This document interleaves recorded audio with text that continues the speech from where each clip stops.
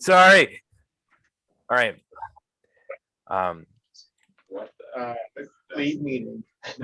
We don't want this. We do not consent. So when last we left off, the Fellowship of the Chili Stab was gathering evidence in order to exonerate Mila Teno for the murder of Philo Lutan and unraveling the broader conspiracy. You listened in on the conclave of the conspiracy. You listened in on a conclave of the conspirators in the abandoned city of Erlis. There, Major Chad overheard the four leaders of the four factions: Ushia of the cult of the Caustic Heart, Urog, the head of the Jizzaraz, Orc clan, Tombard Tumblecarve, the patriarch of the Tumblecarve family, and Jagoda Utflat, the leader of the Utflat tribe out of Shady Creek Run. From there, you obtained an audience with the High King Imathon Talviel to warn him of the impending danger that the city was in, and in order to present the evidence you gathered. In preparation, you spoke to Axdaris, the brother of Wilfred's mentor Jorah, Borbor, who informed you of the upcoming audience with the king, and who was also the bodyguard of Istria Talviel, Imathon Talviel's daughter, and Agatha Thimpletoe, a servant of the Tumblecarves, who knows of the link between them and the Utslots, and who agreed to testify against them before the king. You broke into Tombard Tumblecarve's house. Gerthang stole a helmet from Tombard's museum, activating the mansion's alarm system. And while Gerthang and Nayaris brawled with the guards, Angvor obtained damning information, including a letter from Jagoda Uthlat to Tombard Tumblecarve, and instructions to Ushia telling him to eliminate Halil Lutan, as well as a list of persona non grata, some links to the Sioux trade, and a very odd sort of letter describing Tombard's personal habits and behaviors. Armed with this new knowledge, but perhaps limited by the potential manhunt for who broke in the Tumblecarve house, the Fellowship of the Chili Sad returned to the Broken Stool. And that's where we pick up after you guys have sort of investigated the items you stole and looked over the letters that Angvor had obtained, and Carrick returned from following this sort of mysterious elvish woman back to her home. We pick up in the Broken Stool.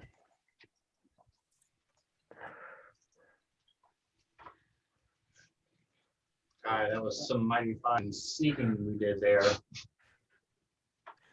I'm just glad y'all got out okay. No one got alerted that you were there. So I think everything was good. What a great idea it was to pick up that helmet there. The very first thing. Hey, I think that was part of the plan. It gave us the opportunity. It was a good distract. That's exactly what I thought we were doing. So we needed that diversion. Plus, who alarmed their helmet? The helmet of Devil Command, I'm sure, is. It's behind locked and guarded doors. Some quick thinking on my part, stepping on that trap and getting zapped with a lightning bolt. Yeah, I appreciate you letting me know that was where that was. Yeah, that was very, very kind of me there. Alerted the guard, and I can get in there and take some information. Yeah, you guys are all real smart. I did a great job helping Gerthang take down those guards, rolling those natural ones. Yeah. And this is why I didn't go in. Nobody died. Nobody knows that it was us. Well, they think it might be what she is. Exactly. But I think we pulled that off pretty well, as best we could. Honestly, though, We have to not get caught for what, 3 days? like 2 more days, right? It's like 2 more days. So, It's nighttime. I think that was a 2 day. days and a night. yeah, so you guys broke actually in the afternoon, because that's when Agatha told you that Tombard wasn't going to be there. Yeah. So that was the, I believe that was the second full day you'd been in Uthodurn since returning from Erlis. Yeah. So I think they said, what they say? They said 2 days hence would be the meeting with Imathon. So that means that's tomorrow. Okay. Yeah. It was. I couldn't remember how many days that was. So that's good for us. Should we I think we should just kind of rest and lay low, put a watch, or just put up a watch and just make sure we get our rest here and be ready for tomorrow. It sounds like. anything else we need to take care of before this meet? We got all our evidence. We got the Dead body. the body. We've got the We have Vampire on a tail, so we should probably, We have Agatha who's willing to help. We have Borbor who's willing to testify and help. It needs to come to it. Yeah, I mean, all these, we have plenty of people, I think, and we have these documents here now. I'm very curious to see what Jagoda or Tombard has to say about not being Tombard. Yeah, that's my. I'm not sure what's the case, but it very much sounds like somebody is impersonating Tombard Tumblecar right now. Or he's just very meticulous. Does this? I do this, and I usually like to do it like this. Usually wear those clothes. Some people forget real easy, so. Maybe he just has amnesia. He wakes up every morning and he forgets everything. You know, he's like, Good. Like have to go to the car. who am I? Every day is a new day. He's like, oh, okay, this is what I do. Yeah. why is this helmet alarm? Who would do? Step 1. Open mouth. Step 2. Breathe in. But I do think we have already given evidence. Like, We've definitely got more than what we had. Yeah. For most of this. yeah, absolutely. So I do think maybe we just lay low tonight, put a watch out, and be ready for tomorrow whenever they call upon us. Okay. Yeah. Well, if you guys want to lay low and just sort of chill out. Sure. I'll Okay. major chat on the perching on the broken stool to kind of keep watch and let us know if any, especially if any of the two particular women, dark hair with the red stripe or red hair, are wandering around just to see, but also if there's anybody out of the ordinary. Okay. Yeah. Roll perception check for Major Chad. Sure.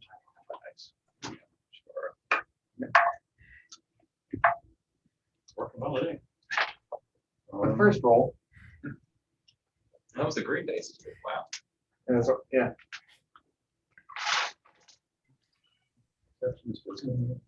Perception. Yes. So it's a 21 total. Okay. All right. As you guys sort of enjoy a mug of ale, Alrog sort of comes back in from wherever he was. He sort of sits down, drinks some ale, sort of apart from you guys, but nods to you guys. As Major Chad is sort of peeking out, he doesn't see either of the two women, either the human woman with the black hair and the red streak, or the elvish woman with red hair. But he does see sort of columns of glass plates sort of hustling about. There appears to be commotion. Somebody sort of waves him over in this direction. Eventually, a little while later, someone begins to sort of put like a couple hours later, somebody begins to put posters. They have like wanted on them. They say, bronze dragonborn, and they give sort of a basic. I mean, obviously they didn't see Gerthing's face, so it's sort of bronze dragonborn, wanted for breaking and entry as well as assault and battery. If any leads will be heavily rewarded. Please contact Tumble Carve. I could support it to break me out.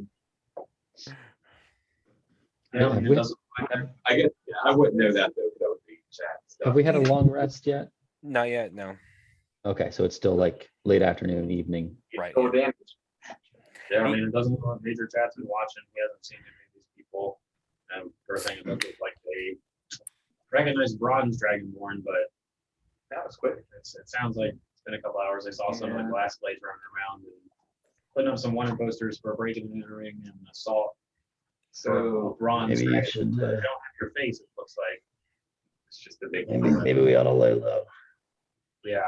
release me. How many bronze dragonborns have been in Yeah. Uthodurn? How many have we seen? Other Zero. Probably zero. No, nope, none. What about dragonborns in particular? That's what I get. Not picking I mean, you may have seen a one or two Dragonborn. Dragonborn are really, really rare up here. You probably haven't seen any, honestly. Other Hey. than, The other thing you do see is you do see it sort of some of those white pallid guard that accosted Aris earlier. You see them, some of them sort of milling around or looking around.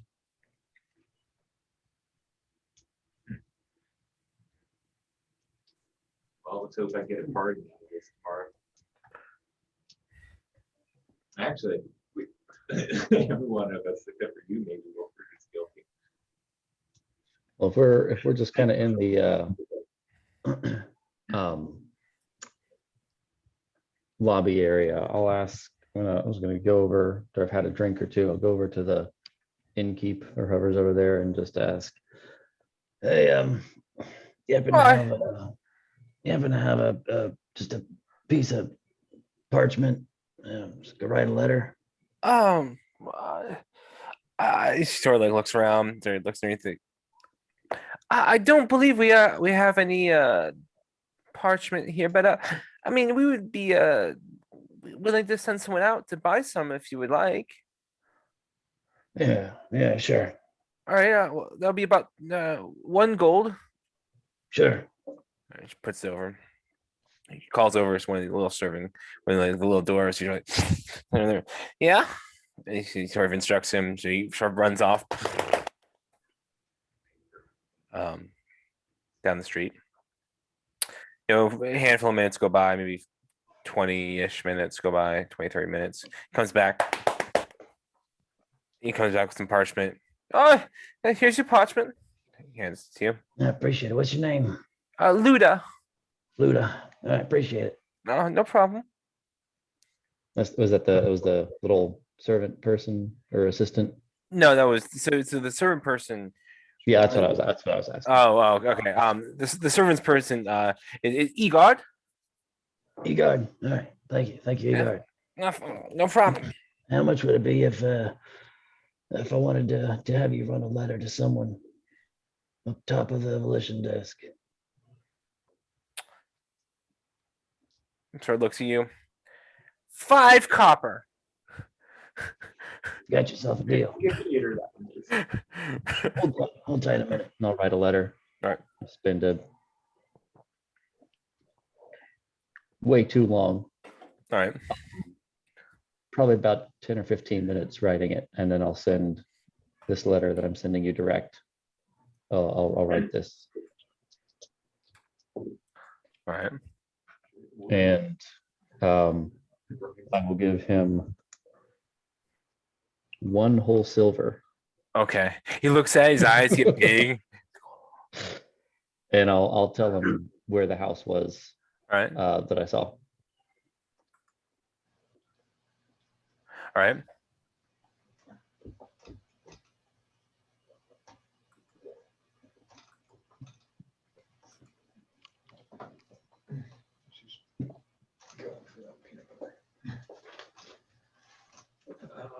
You sent it to me direct?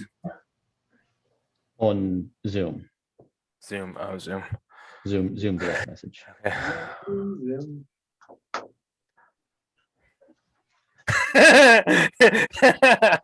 right. It's morning now? Or is it So still it's night? still night. I'm It gonna probably go- took me that long actually to put all those words together on paper. I'm gonna get up and go up to the bar, grab a drink, 2 drinks actually, and walk over and sit down with Alrog. Right. Hello there. Hello. I brought you this. I hope looks like you just finished your last one. Yeah, I Awesome. appreciate it. Yeah. Thanks, it So I see you're still in town. Yeah, I mean, you guys told me to hang around a day or so, yeah? Yeah, I know you had said you may not be able to stay that long, but I see that you're still here. But we do have a audience with King Imathon tomorrow, and I'm not sure if that would be something you'd be willing. Like you said, it sounded like you'd be up to tagging along and having your voice heard in that as well, just to kind of push more honesty and truth into our words and what we're saying, because the more evidence we have, the more people who can confirm our story, the better. And you seem like a very honest, trustworthy person, and it'd be great to be able to have you there. No offense. I mean, I really appreciate you guys helping me out, but what's in it for me? I mean, we're not. Like we said, I'm sure that if things come to light from this, I'm sure from King Imathon, there is likely to be a reward in this to everybody involved. I can't say for certain, but What just what kind of reward? I mean, I don't have much use for gold out on the plains. It's not. I'm not sure. We're going into this just to help out the city here for our own for them. I'm not sure what he would offer. We haven't had any concrete offers from him of a reward. This is just us coming to him with knowledge of dissent and traitors in his ranks, and so we're just trying to help him out. But I'm sure coming to them with information you can realize as a king, he would very much appreciate that and reward us handsomely. And I'm hoping whatever way is best for us individually. But I cannot promise anything myself, no. I want revenge on those who attacked me on the road. Are you saying you want, was that the Jezerah or the? Yes, the Jezzarazords. Yeah, I want revenge.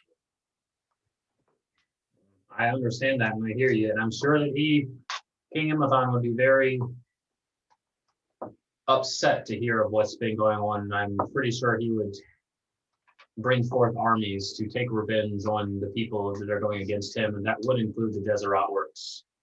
I can't tell you for sure, but we're going to be going down there. Did they give us a time that this was, or are they? Yeah, so the courier did give you a time. Okay. And you had no idea. So I'll be like, we're going to be going down there here about, I don't know, like 11 o'clock, early morning, whatever time it is. Mhm. But yeah, and I'd love to see you there. And I'm just gonna get up and walk away at that point because I don't have much else to offer from him. Overhearing that, I'll walk over to Alrog to say, you need I assume you're gonna need a new cart. Yeah. How much would it be to get something that'll suit you? Maybe 15, 20 gold. You get a good hand cart made of. I'll just I'll slide him over 40 gold. Buy yourself a cart. I appreciate it, friend. Stay in town a day or two. As I said, I appreciate the new cart, but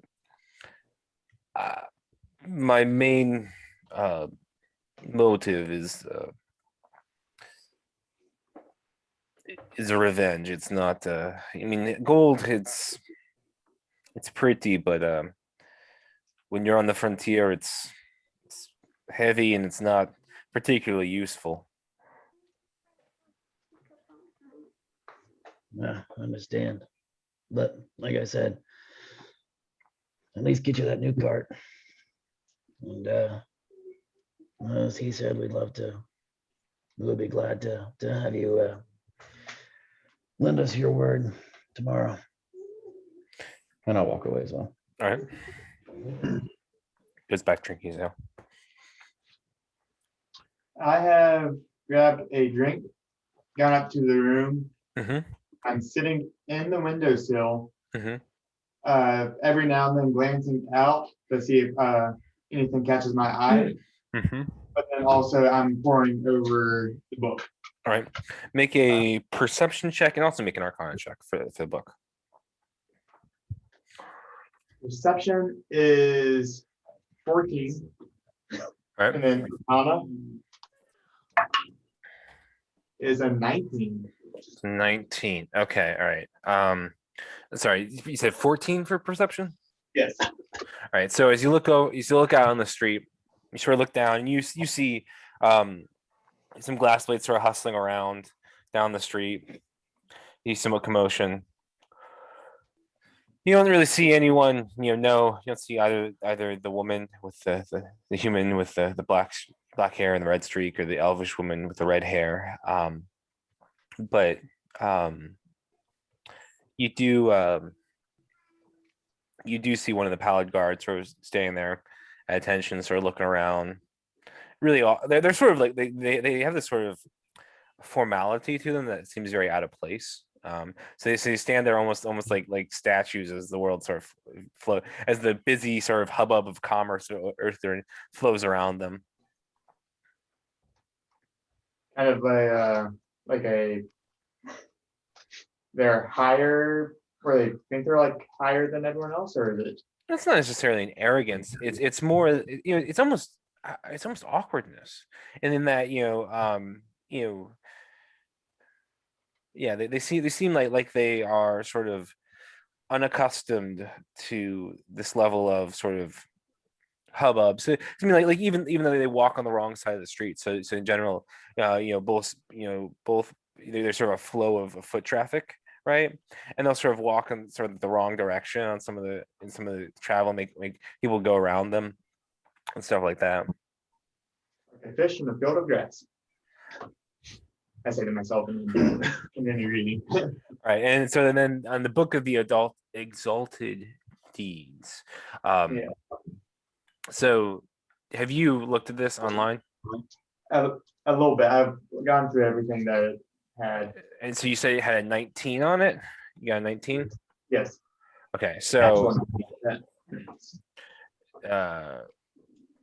you know that it basically it will give you once you've read and studied the book, any spell slot you expend to cast a cleric or paladin spell counts as a spell slot of one level higher. Yeah, that's all my spells.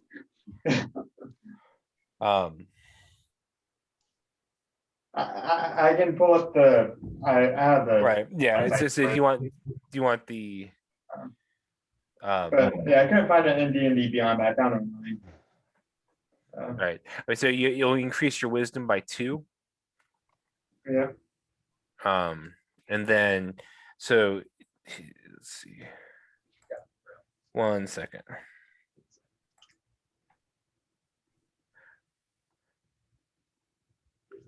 Yeah, it's a lot.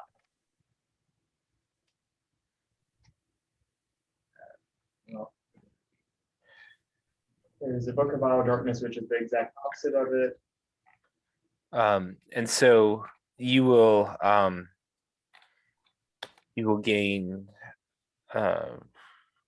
restful. Yeah.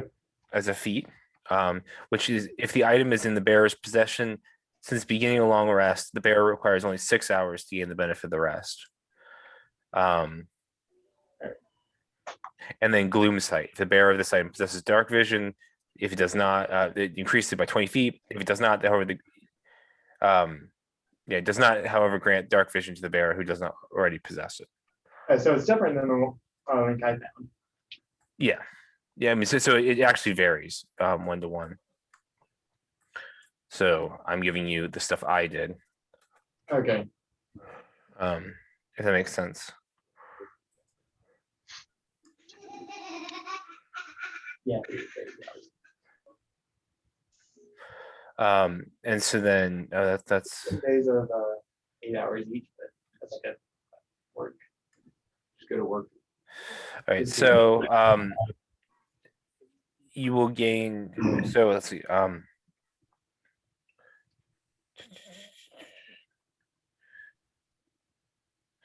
So you have and then for the major effects, you just imagine what.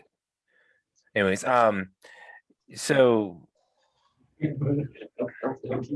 It'll give you a bonus action to as bonus action you can shed bright light in a 10-foot radius and dim light beyond that. That's the halo. Right. Yeah. Right. It's the halo. And then you are going to gain Gnomish as a language. Ooh, Gnomish. Mm-hmm. Actually, let's change it Celestial because of the book. That makes more sense. Yeah, because of the book. Okay.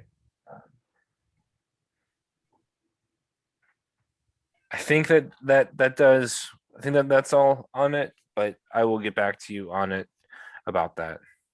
Okay. And I saw some things that while you were tuned to it, you get it. But everything here is after the 80 hours. So, so let me look it up real quick just to be sure.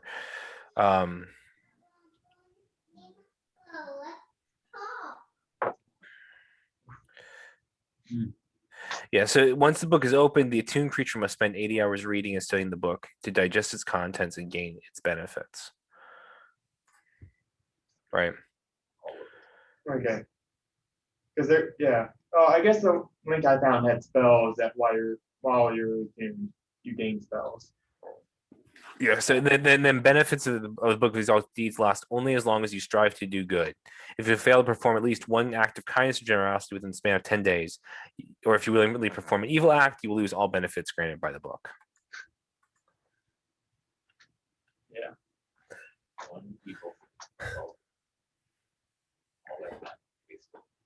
So if that makes sense. That'll make sense to you, Asher. Do you need a link on it? I'll send you a link on D&D Beyond as well. Okay.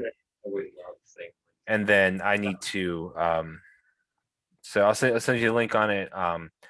And then for the major properties are the bright light and the celestial.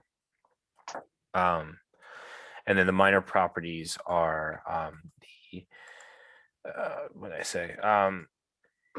They were the restful that you only need you only need well I'll say it's speedy. I'll say it's speedy instead of gloom sight. So you'll gain you gain +5 to walking speed, and then restful where you only need 6 hours to gain the benefit of full rest. 4 hours. So Six. I see that was Is that you got it? okay, I have to purchase the Spend that dollar. Okay. So the other thing I can do is I can do. You don't have to. I just buy it. It's just $2. You do that too. PDF.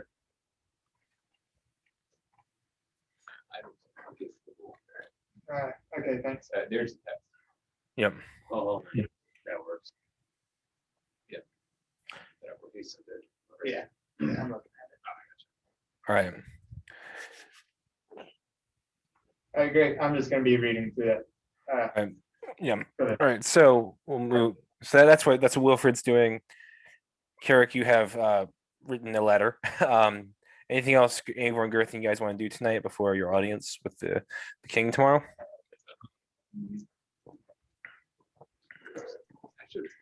I'm planning to go get a nice outfit before. Probably get a nice bath and a decent outfit before we go see the king. Okay. Anyone wants to come with me in the morning?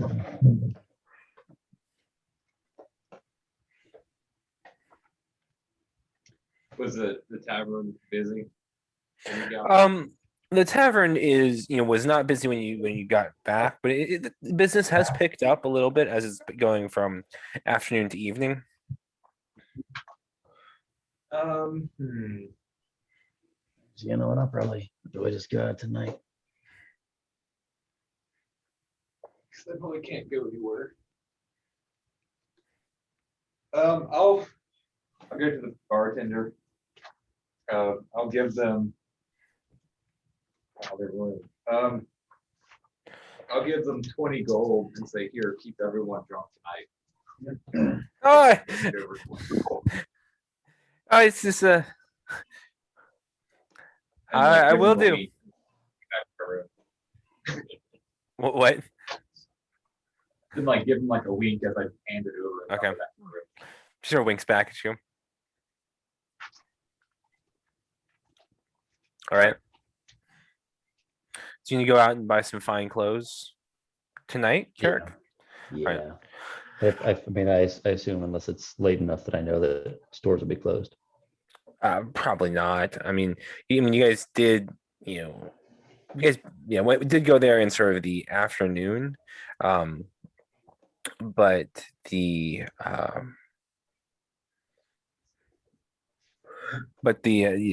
sorry, you guys did go there in the afternoon, but you will have time to go out and get some clothes. So you go out there, you head down. Anyone coming with? I feel pretty comfortable in the clothes I got. On me. I can clean them pretty easily myself too. All right. Suit yourself. I should probably stay in. Now it's late. Yeah, that's fair. Will? I'm up in the room. Three. No.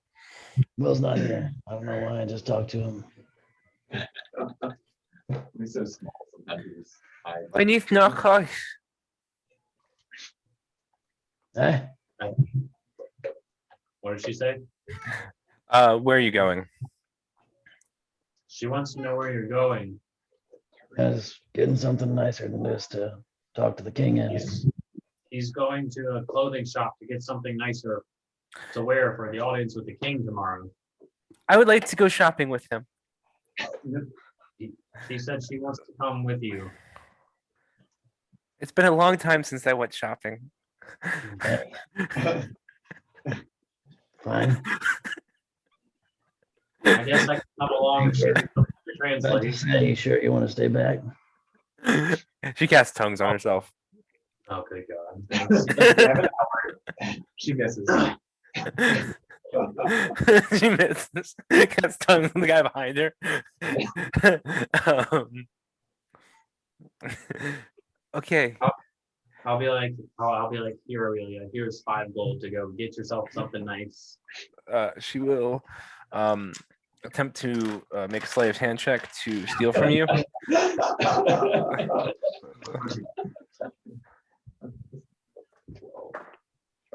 Oh, that's a natural one. She was not. I smack her hand. What are you doing? And I'll give her 3 gold. Now. This isn't enough money. You just tried to steal from me. It's because 5 gold wasn't enough money. You know how it feels. She sort of pouts and turns away from you.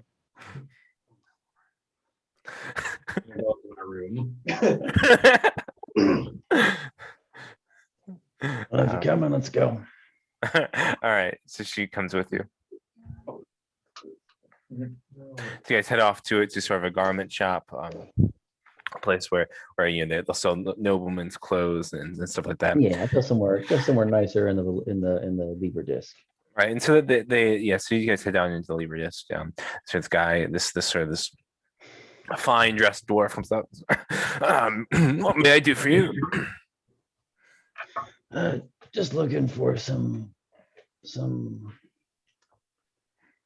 more formal attire. Nothing super elaborate, but just something for a proper formal meeting. Oh, well, and so he begins to show you things and that the different garments Sure. and I don't think we really need to role play out all the different clothes, but she sort of goes around, and when you find something that you like that's sort of affordable, he measures you for it. He also measures Aurelia for it. You guys get some clothes. Are you buying clothes for the rest of the group as well, or just for? Do I happen to see like a cowboy hat that looks like Will's, but nicer. Make a perception check. Yeah, your Hawaiian shirt really says high class. 16. You do see a cowboy hat that's a little bit nicer, like sort of like Yeah, Kind of leather. catches my eye. It makes Yeah. me think, yeah. it's a clerical robe for a reason. Yeah, how much for the hat? Probably the hat 5 gold. All right, add that to the pile. All right.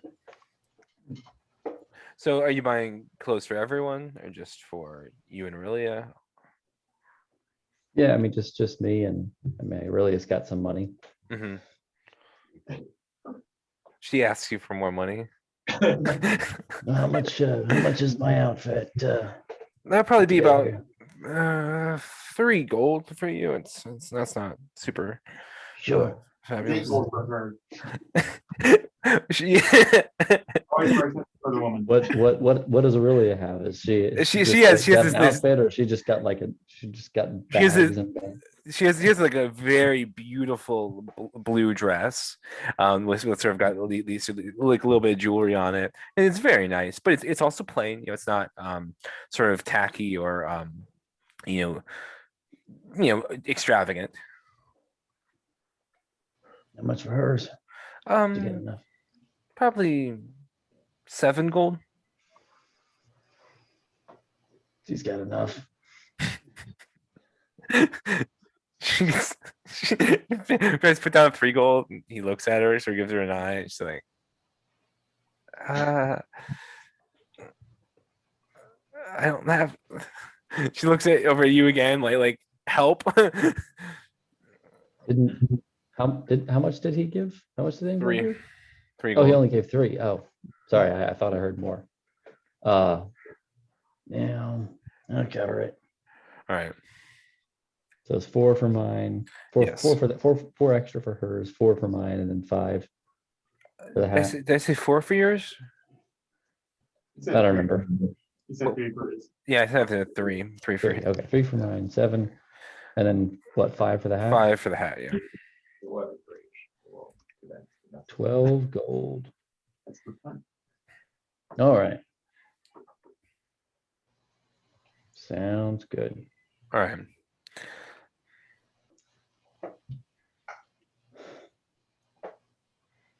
So as you're walking back into the broken stool, you sort of are about to step inside with Aurelia, when all of a sudden you see someone sort of reaches out and sort of grabs sort of your arm. You turn around, and it's that beautiful sort of auburn-haired elvish woman you guys have been seeing around. Who sorry, she's wearing sort of the green sort of a forest green cloak of the rangers. She's got the these very angular features, these very pointed ears, and sort of this high cheekbones. She looks at you and says, "Carrick Biolna, Yeah. fancy meeting you again." Yeah. I didn't expect to ever be back here. Yes, well, life has a way of taking us places we wish to avoid. My name is Muriel. Find the way. Say again. Muriel, Myrial.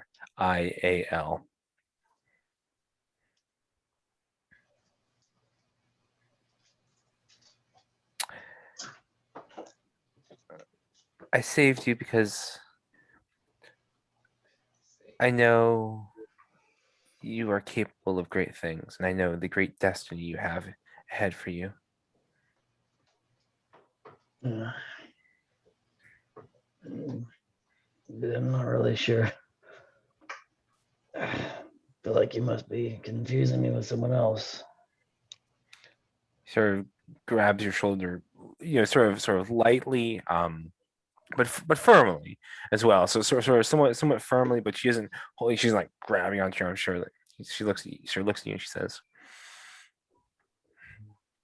"No, I'm quite certain that I am choosing wisely, or that I'm quite certain that I know of which I speak. You don't I'm, even know me.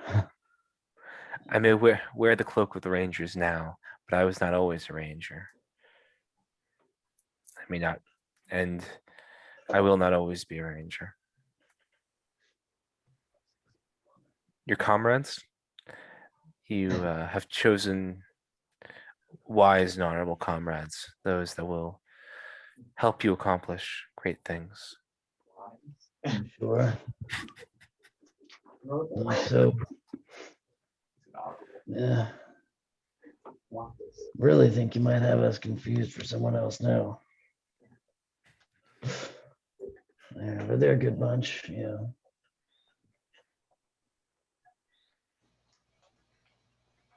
Have you been following us?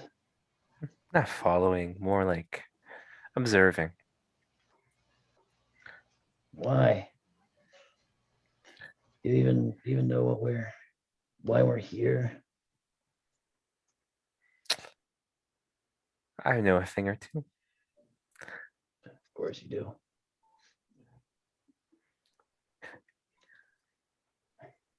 I know Well, you were in Golgathir before you were here, and I know you are investigating a conspiracy. you've got good information. You're not gonna be here for long, I imagine.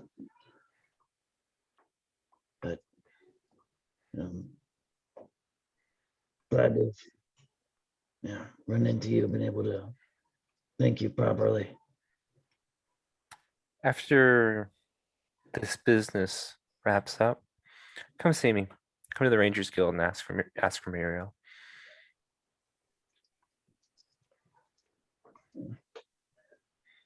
There's much that you Yeah. don't know, and much that you Yeah, should learn.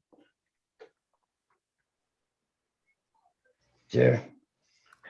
Sort of, he takes your arm off your shoulder, nods slightly, sort of looks at Aurelia, he sort of nods to Aurelia, and then moves off into down the street.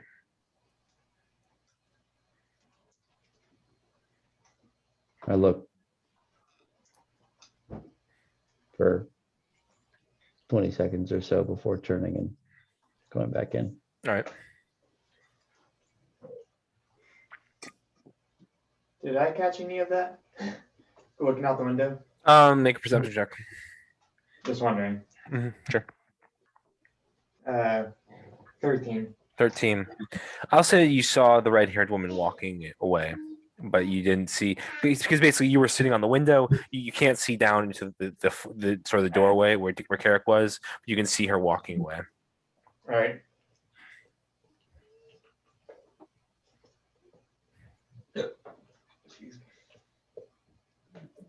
Walking in.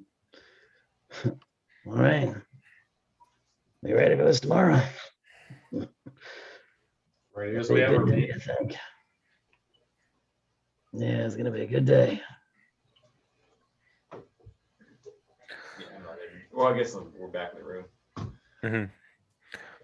It really shows her new dress.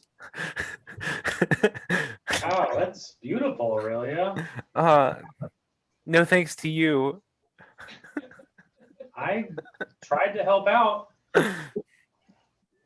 She glares at you. Pouts a little bit.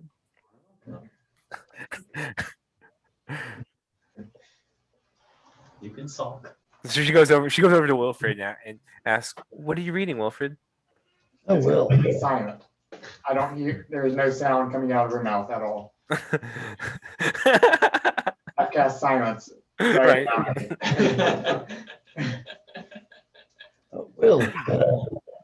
I got you this. It just caught my eye and reminded me of the one you already have.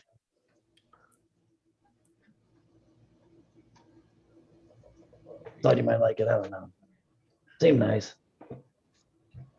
So, did he say something? Sorry, I was concentrating. I didn't hear anything anyone just said. Um, Hat.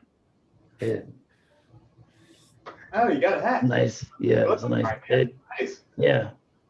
Looks like the one you already had. Just kind of caught my eye. I don't know. Seemed like your style. Are we gonna try to get the whole group wearing on, I mean, or is this just for me?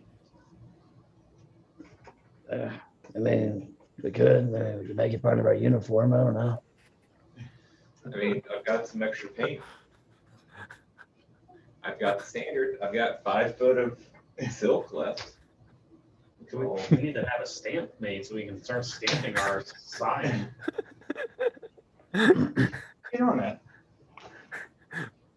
So next time Carrick sends a letter, he can seal it with the stamp of the chili Paint, sad. stick the ring.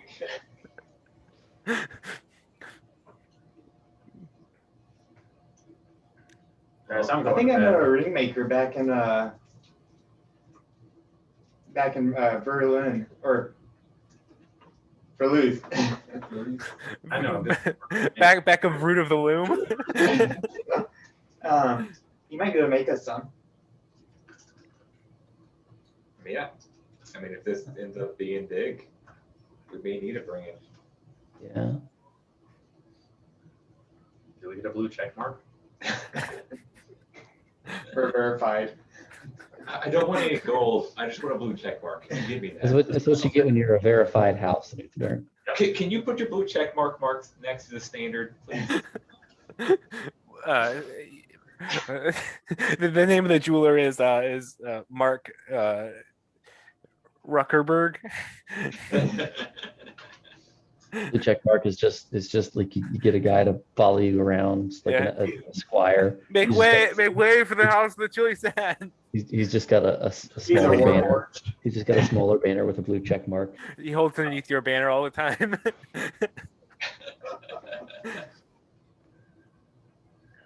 Guys, I think it looks I'm going to nice. bed, guys. Good work today, everyone. It was a good day. Did pretty good.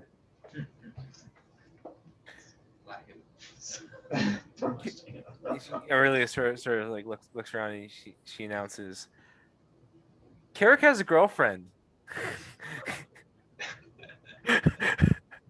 Oh, cool. I'm going to bed. Oh, After I finish reading some more. really? It's not nice to spread rumors. Yeah. He was talking to this red elf before we came into the tavern. Or this red-haired elf. Interesting. Carrick, you'll have to tell us about that sometime. But I think the more important matter is tomorrow the king right now. Yeah.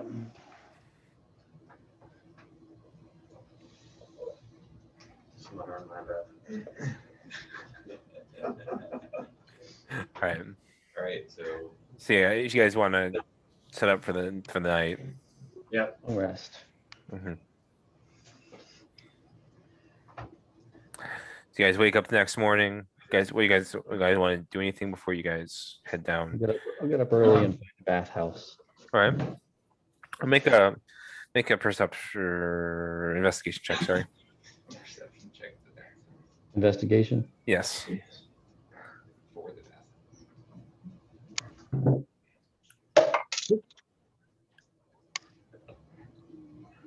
That's a 4. 4. All right. So Carrick spends the entire morning wandering around looking for a bathhouse and not finding one.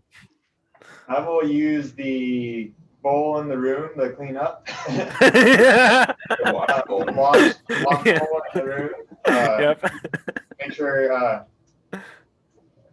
my clothes are pressed. I will use prestidigitation to clean my clothes and my shoes, my helmet, everything. Alright. Wash my- Could I just have asked the lady before I went out, hey, do you know where s- bathhouse is? Yeah. So all I'll say is that you ask somebody and you are able to find a Yeah. bathhouse, but it just takes a long time. Not good with directions. Yeah. So you wander around for a while, but you eventually do find a bathhouse. You are able to have a bath. How much is a bath? 1 gold. They like their smelly people. It's a nice bathhouse they found though. He actually finds it's like right near the grand disc, right? So he finds one that's way at the bottom. Oh, King Amathon, I didn't know you were gonna be in here. Royalty bathhouse.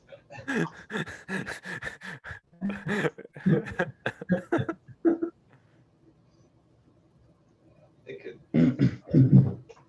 Then I'll get on my nice new clothes. Yep, I will get into my Hawaiian shirt and short shorts for which is my typical garment. All right, so he puts on his pink and yellow Hawaiian shirt and his bright red short shorts, and then he puts on his nice new leather hat. And you know, to us that may seem tacky, but in the city of Uthodurn, this bestows him the austerity that priestly robes do to Catholic priests. And so everyone who sort of sees him sort of nods as they go by, as they recognize the priest of Serenray in their midst. They know this bill. I didn't know my belt. It's just the custom. All right, so you guys head down. Feather in my hat. And you guys meet Elif and Cyril sort of at the entrance to the grand disc. Hi guys. Nice. I have been seeing signs for Ugar thing around the town. What'd you guys get yourself into? Are you sure it's me?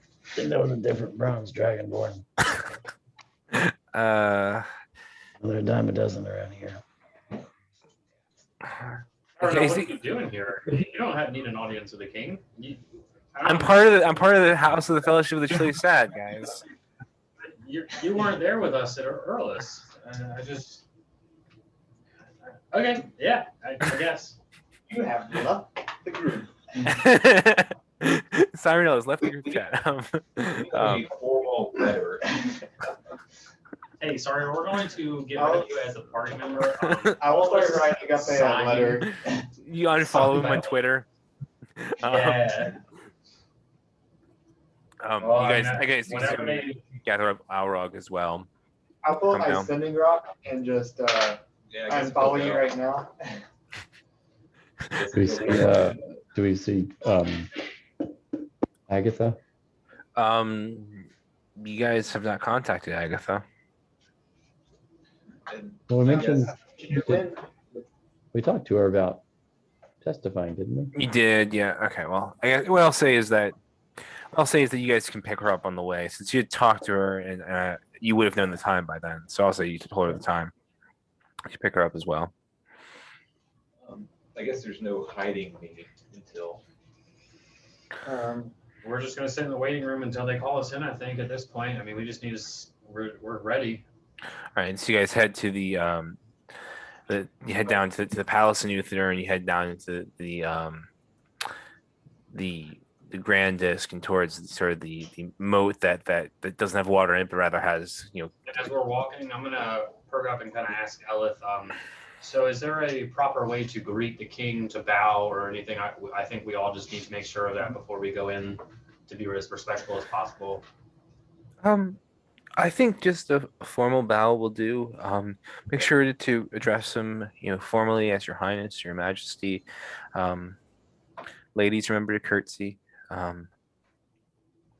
But you know, yes, there is a fair amount of formality, but some of that has been dissolved since the elves of Malaismere sort of were integrated into the city of Uthodurn, and things are a little bit less formal than they might have been. I see.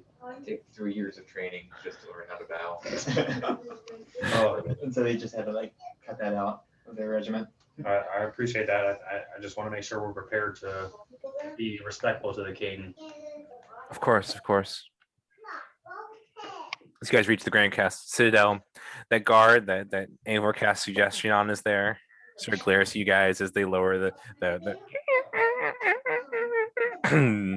the drawbridge. You guys walk over. Yep. Yep. You guys walk over the bridge into the Citadel. You're taken not to, sorry, you're taken to the side of the main palace, where when you met Istria earlier.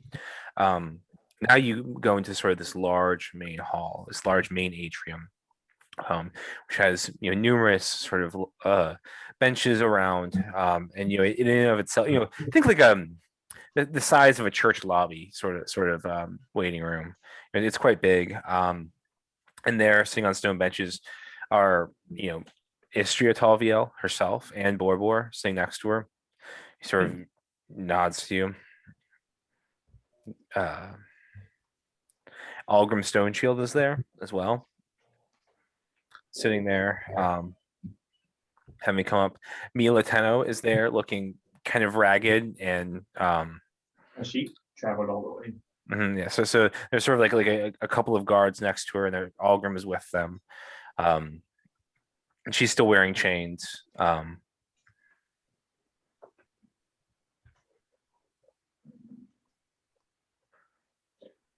Well, So we're all just kind of waiting. Right Yeah. now. So it's you guys wait in the waiting room. I'll go over and just greet Algrim. Algrim. Kirak, it's sort of shake hands.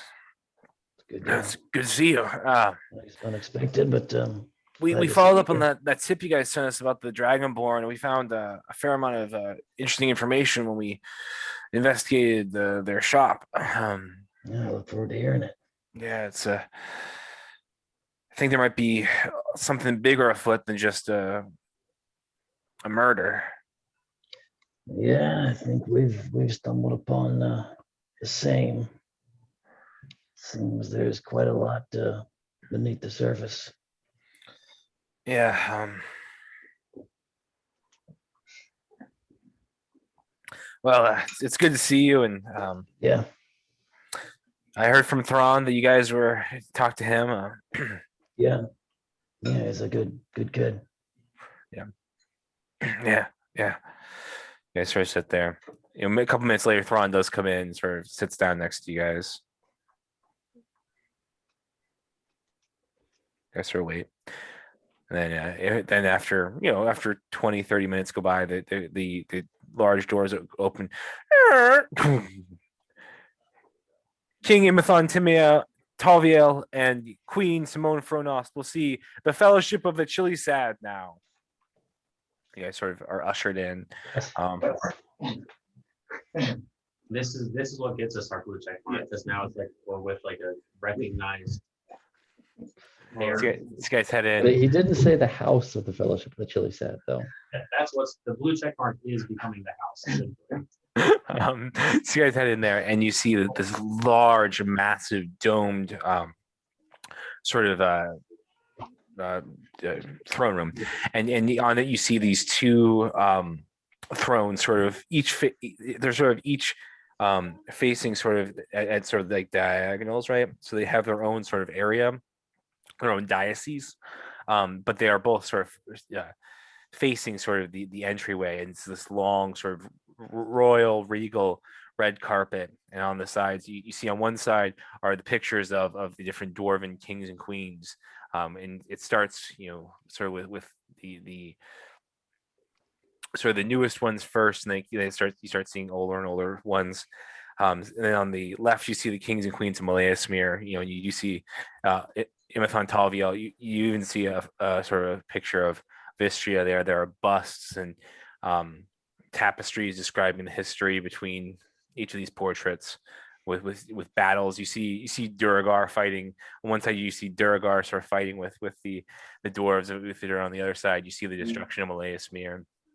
Two different art forms, and it's this beautiful sort of almost mind-blowing experience. You guys walk down the tunnel to see these two royal characters, and as you arrive, you see them sort of surrounded somewhat by their entourage. You see each of them have sort of large Simone Frenos has some gnarly looking dwarfs near her, as well as you see some individuals that look like potential advisors and counselors.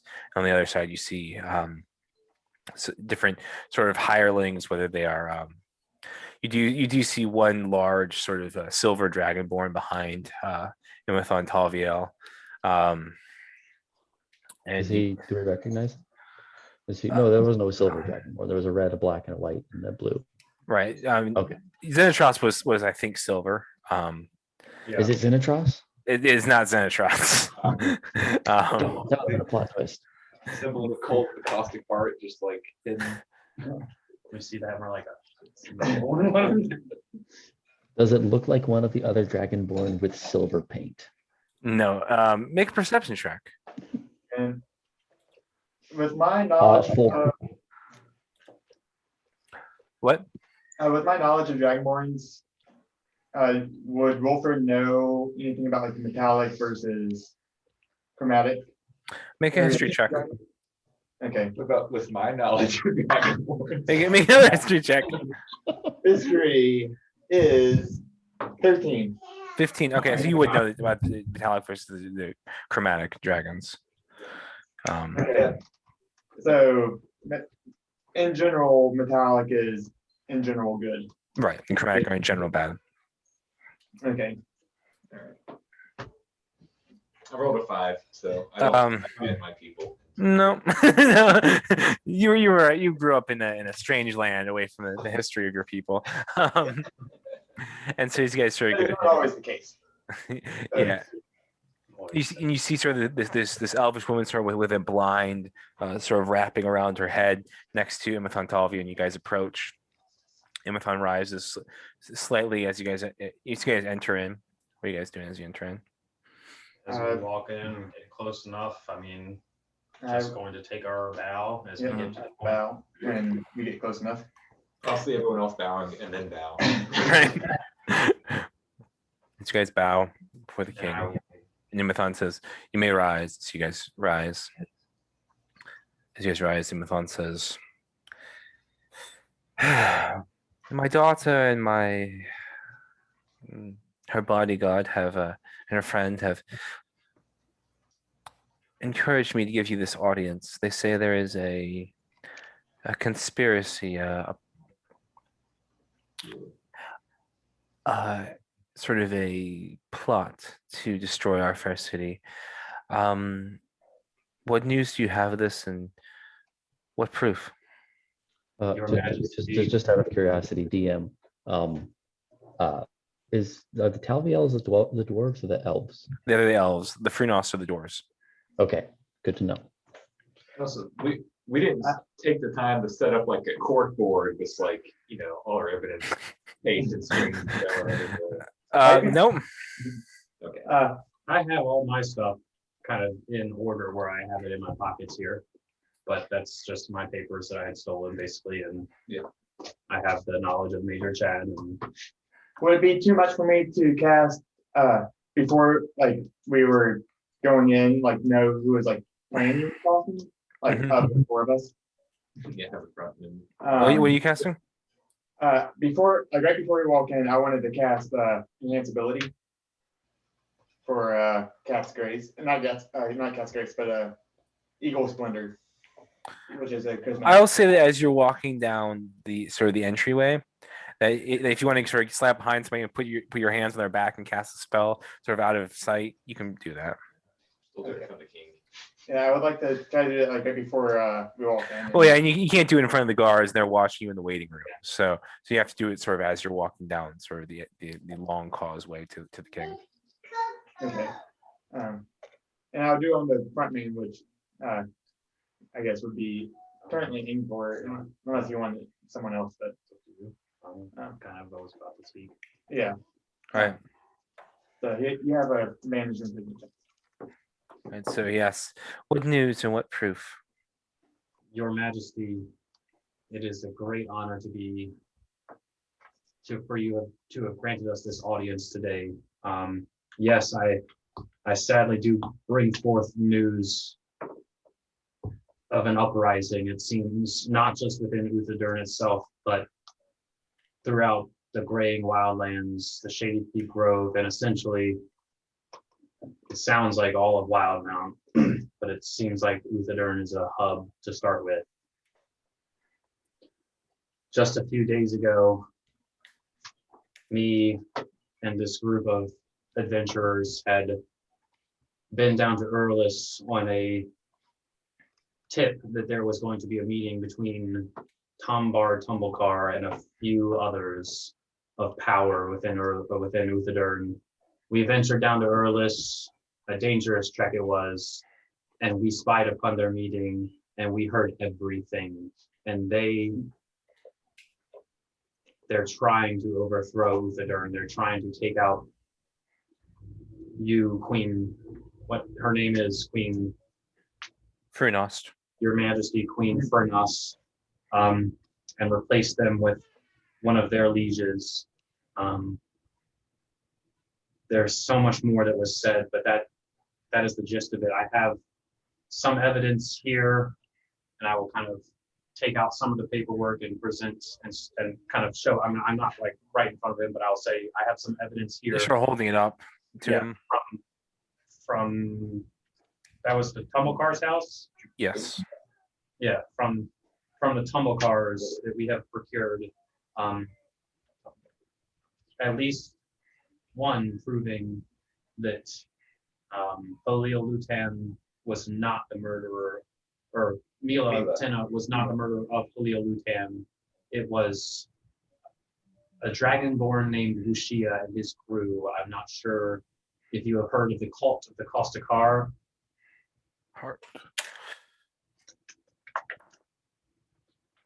I am unaware of that particular name. It's a group of dragonborn. It seems to be led by a white dragonborn right now, whose name is Lucia, and they seem to want nothing but to erect temples to Tiamat and bring forth worshippers to the demon god, the devil, Tiamat herself.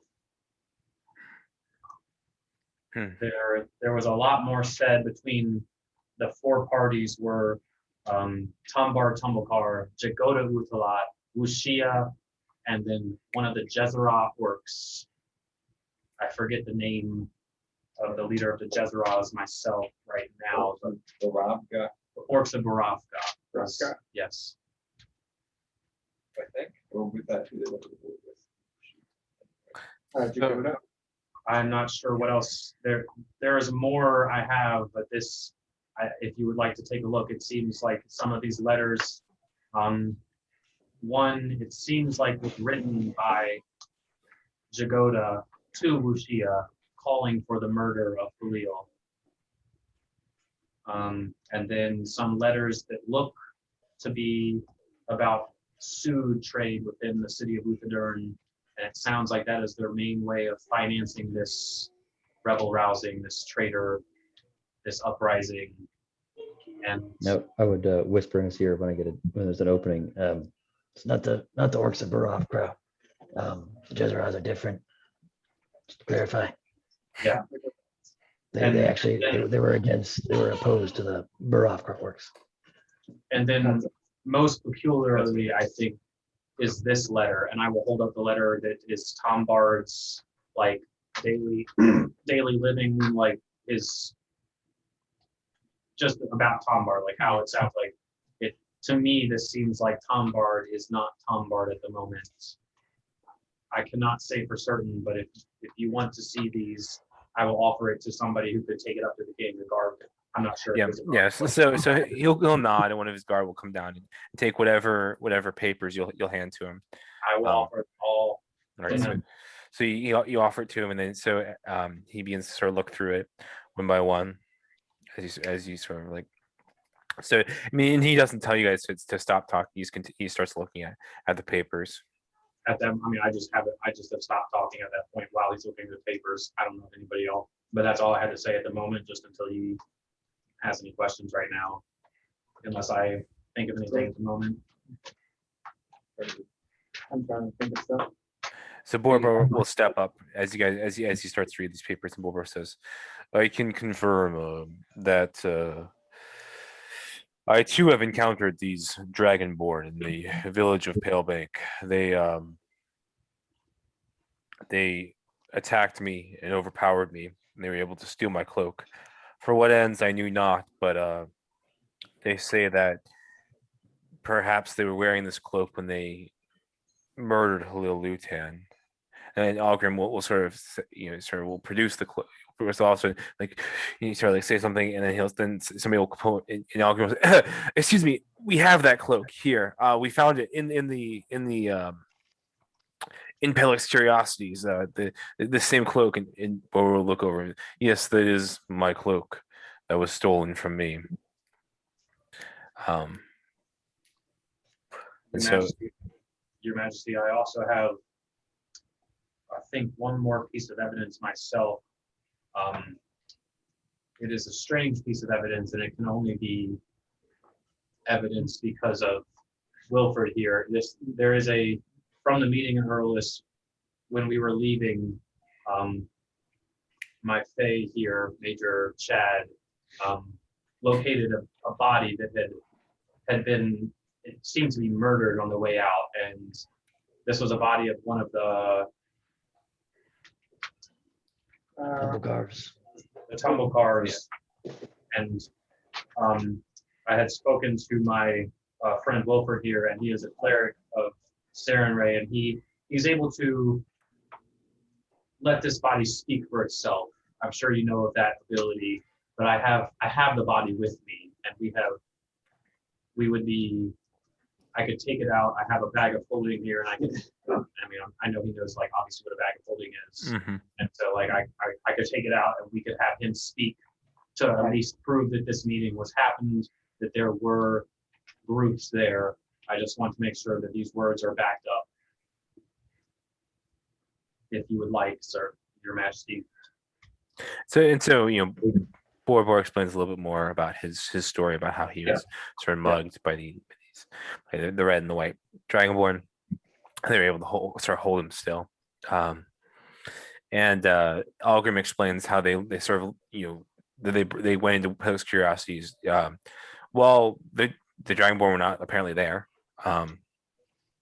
And they looked around. They found items sort of corroborating the idea that they are worshippers of Tiamat, and they did find this cloak. And so Imathon is sort of scanning through the papers, and he says, "Yes, cast the spell." And you can see some of those around them, sort of like looking a little like a little. So they seem to have pretty good poker faces, all of them, as they've been talking. You see it says cast the spell. You see them sort of like drop a little bit. The people who around him? Because I was gonna say I want to kind of watch the people around him. Yeah, I was about to say as well. Does anyone look nervous at all of this? Make an insight check. And I'm gonna pull out. I'm gonna bend to the knee and kind of open my bag of holding. Mm-hmm. I'll get some help, Wilfred. Like Wilfred will help me kind of drag out the body. Mm-hmm. Lay the body in front. I think. And he does not look any different from the day we put him in. Yeah, it's only been like 6 days now or something. I think it's 10 days. 11. 11. No one looks particularly nervous necessarily. I mean, some of them do look Shocked. uncomfortable. Sure. But no one's particularly suspicious. I even heard from the Dragonborns, one of the 3 Dragonborns from in person, that they had mentioned that they had murdered the Lil and had plans for the uprising of Tiamat in the area, of the temples in the area. Cast the spell. I will put up incense. I'll light it Mm-hmm. around the body, and I will do some hand motion and Enoch. And so the body sort of rocks up. It just stands there. Yeah. I don't want to need better. Were you there in Eurolist with the meaning of Tombod? I was in Earlus when Tom Bard was there. Who else was there? 3 questions. 2 more questions. The Tumblecarves were there. The Dragonborn were there. My master, Jagoda Utlat, was there. And the orcs were there.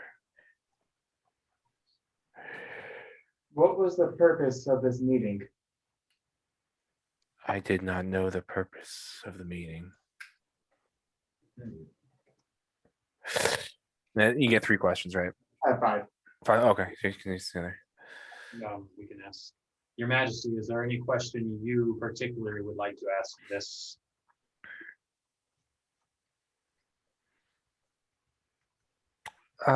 Who is he affiliated with? Who are you affiliated with? I'm a member of the Grudge Gang. We work in Shady Creek Run.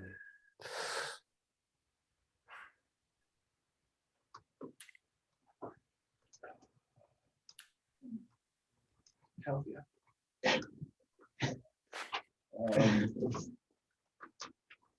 Let's see. Should we ask what he was tasked to do? What was your task in all of this? To protect Jagoda Uthalat and the Uthalat family as they went to and from Earlus. And then is Sorry, drops down. not exactly everything you wanted, but That's proven off, I think. You see, Your Majesty,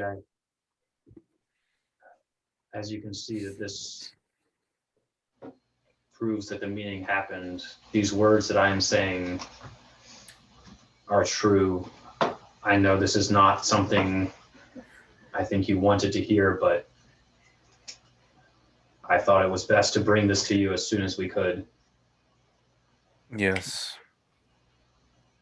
So he looks at it. He looks at some of the. He's looked down the papers and he says, "Do you have anything else? Anyone else to?" I know. I'll motion back. I'm sure. Algrim. Algrog. Alrog is kind of behind us. Yeah. I'll just motion to Alrog and I'll make space and let him come forward and say. As well, whenever we get that. What? I get this here as well. Yeah. whenever we get that. No, I'll motion to Alrog and say, this is a fellow we saw on our way back from Earlus who had been trodden over by the Jezerot as they made their way home. And we sort of rescued him from near certain death and brought him back here. And he can confirm that at least the Jezerot came through. But it's just again another word that there were parties leaving Earlus. Yes, thank you, my liege.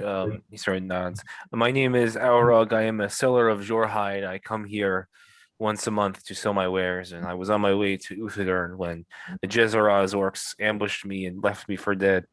I was only saved by these fine folk here, and I can confirm that the Jezzaraz orcs were near Earlus at the time that they say this meeting took place.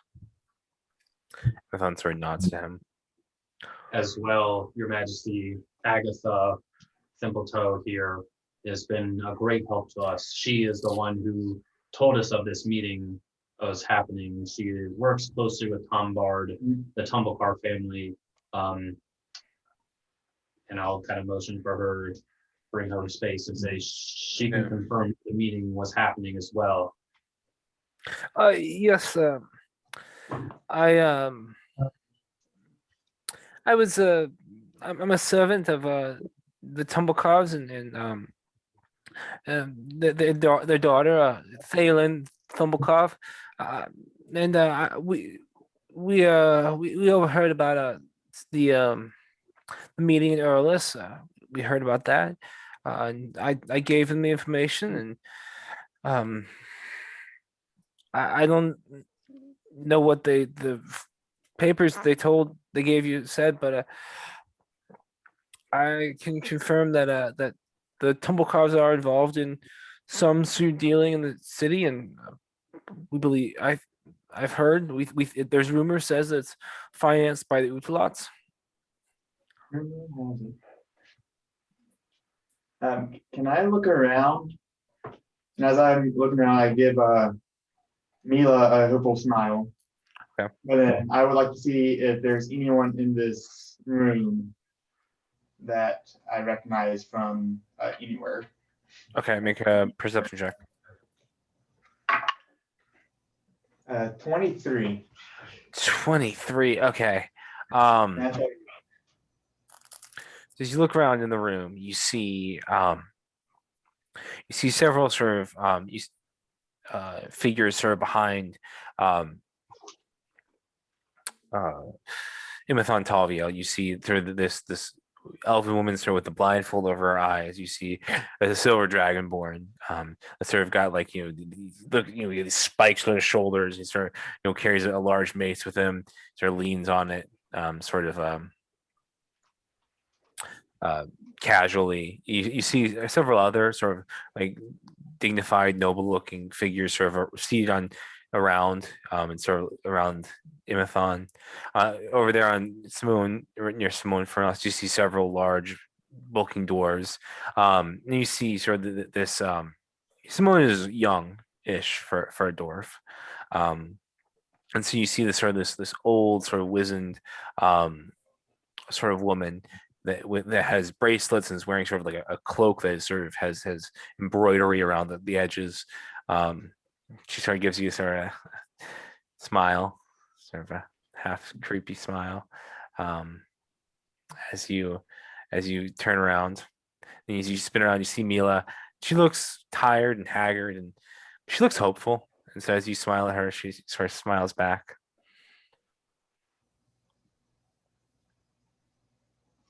No one that from the meeting. No one from the Eurolist. No.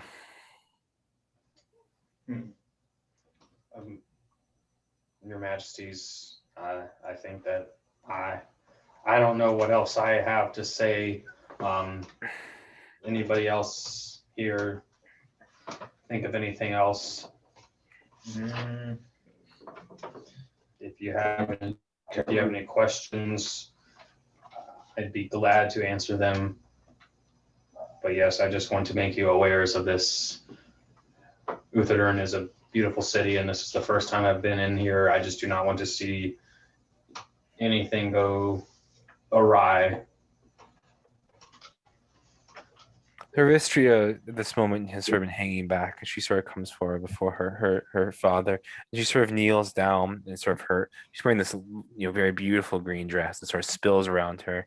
She sort of kneels down completely and she says, "Father,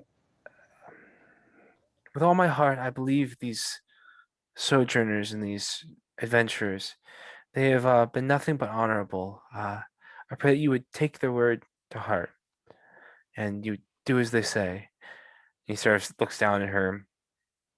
He sort of shuffles his papers awkwardly. He says,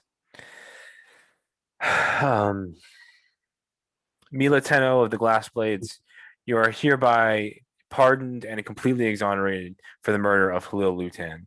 You are free to go. You may be released from your chains immediately. And Sorry. I get it.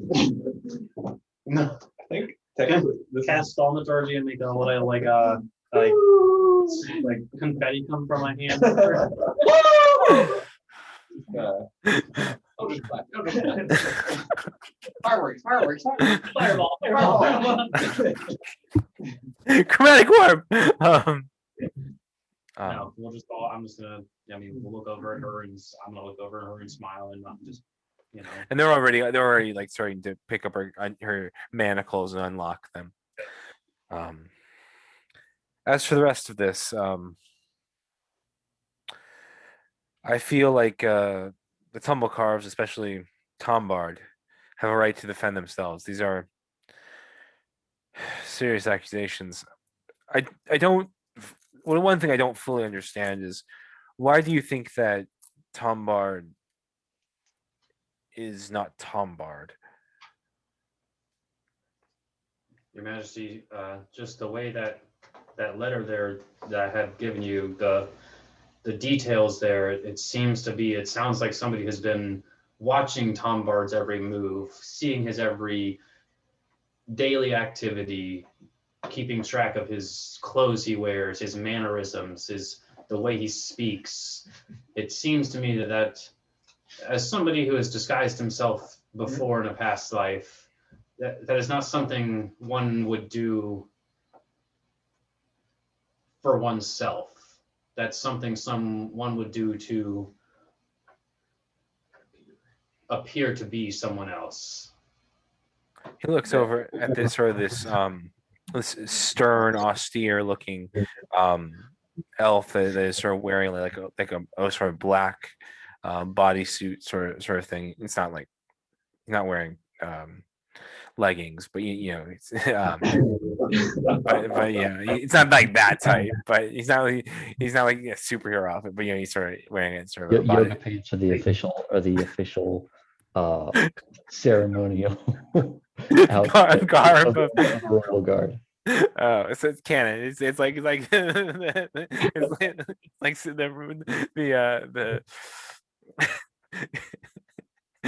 it's like the robes of Saren Ray. And so he sort of looks over and he says,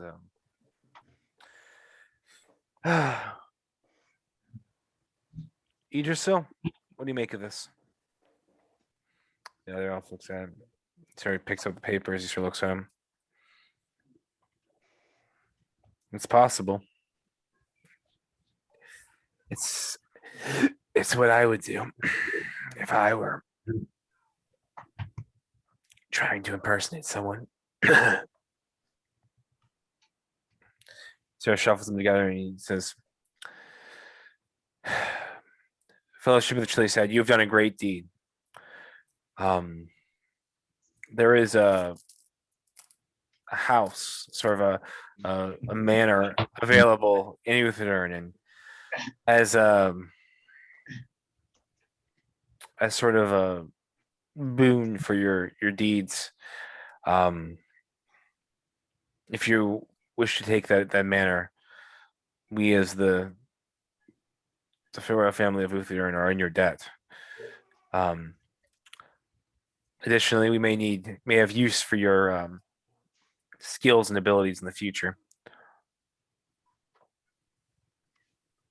Your Majesty, I think we are all honored to hear that. That is a wondrous offer you have given us.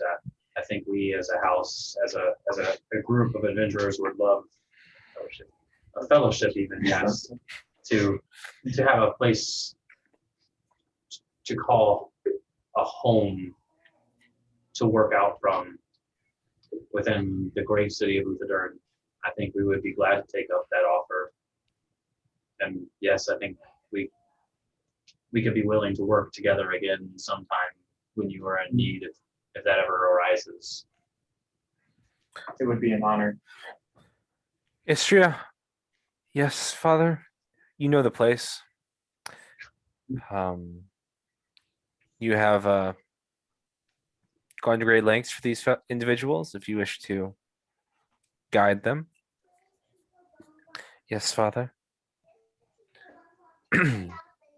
And Agatha, yeah, they may be in need of a housekeeper.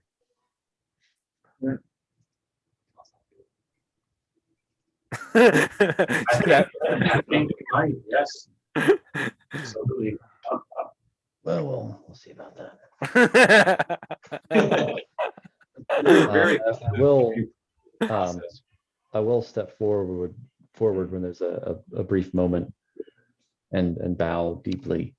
Your Majesty, I'm very honored to stand before you, and very pleased to be able to bring you this information to benefit you in this great kingdom with my friends here. I don't know if you know of me. My name is Carrick Biolna, and there's been many years since I've been to Uthodurn because I've been forbidden to return. I was allowed passage, I believe, because I had the word of Algrim Stoneshield that I was on an errand for him. But if it is not too great a thing to ask, it would honor me immensely to have that to have my name cleared in this good kingdom. Sort of puts down the papers, hands them over to Idrisil. He says, "Why were you forbidden from returning, Carrick?" I once was one of the glass blades. I joined when I was very young and very ambitious. I had a great many ideals.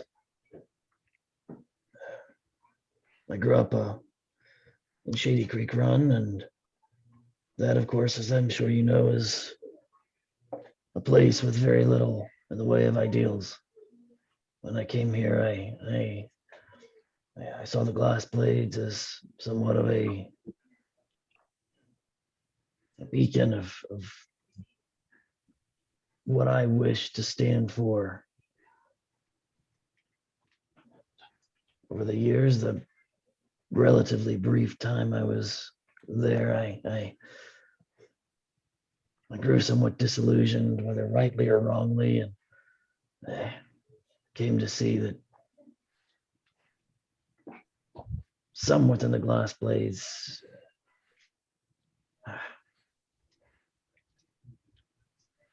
I suppose their ideals didn't match mine as well as I thought.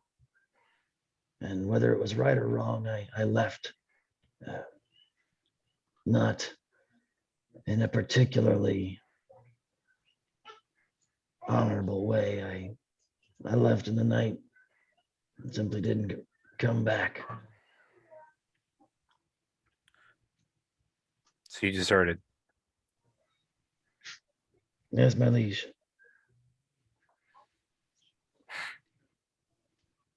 Well, although desertion is a very serious crime, and we, as the royal diarchy, take that very seriously. You have proven your devotion to the city of Uthodurn by exposing this treacherous plot. Your banishment is hereby absolved. You may go around the city of Uthodurn with an without any worry. 1,000 thanks, my lord. This is a weight off of my shoulders. I'll bow very deeply again.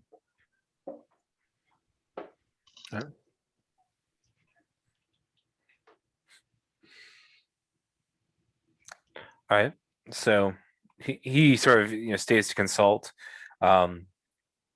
He does hold Algrim and Borbor and some of the others to talk to them personally some more as they sort of recount their tales or with more with sort of in more detail. He asks certain questions. Istria. Yeah. I didn't know if you were saying we're leaving. I was just gonna say I'm bowing and leaving if we're all. Yeah. You guys are sort of dismissed. It's clear that he believes you, but he needs to figure out what to do next, basically. Consult his people. Right, right. And so that's what he's doing. And you hear Simone talking in the background, and she did not speak at all in this particular. Istria sort of leads you guys out. To our house. Do you want to go to your residence? I think that would be wonderful. Yeah. We have a standard, yeah, when we get outside the palace, we'll take a standard. You wave the banner, and she you can see her like, I give Carrick my old hat. It's officially official. I will put the hat on. We are now the house of the Fellowship of the Chili Sad. We have a house, guys. and as you guys are sort of walking down the street, you hear someone singing, "There is a house in Uthodurn. They call All the Chili Sad. It's been the ruin of many a villain." It's sort of the legend of the house of the Fellowship of the Chili Sad goes on. Someone. Yeah, I guess they are a charisma class. You guys walk down, and you guys it is in the grand disc. Sort of it's not super far down, but you see that there is this manor. Sort of Not a the Tamriel house. what? Not the Tamriel house. No, it's not. Or it's not the combat. Tumble carve? No, it's not the tumble carve house either. Yeah. Oh man. But you guys go to this house that is nice. It's got a wall around it. It's sort of standing there. You got a sort of a white sort of stone wall around it. You see that sort of this 3-story sort of house that's sort of built in the Elven style. So it's very much an elvish noble house.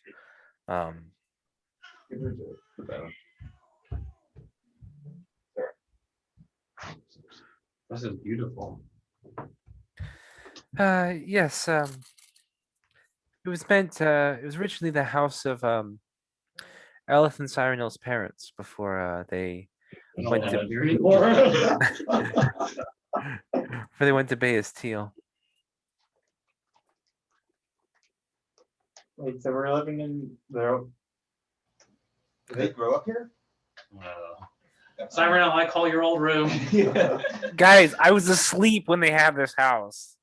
This was before, like, I don't even remember. Like, I never lived here. They must have set a room aside for you. We need to turn his house into like a pantry, or his room into a pantry. Or a workout room. This honestly is a blessing from the Dolvios. This is wonderful. Or like a studio, an art studio. Is there a spot for a banner on the front somewhere? Oh, what? A spot for a banner? Is there? Yeah, so I mean, yeah, there are sort of like places where you guys would put banners around. It looks like a perfect spot right there. All right, so you go up there and you sort of stick your what did you have? You have like on your glaive, right? So you put your glaive in sort of like this flagpole, and it doesn't quite fit, so it sort of droops down a little awkwardly because it's a little bit thinner than the flagpoles are, and so you see this snowflake with 4 sad faces on it, waving in the air of Uthodurn. You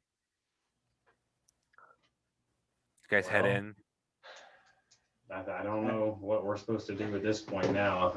I guess we just make this our home. This seems like our home now, and Also, Well, on our way over here, did I see a lot of wanted posters for me up there and about?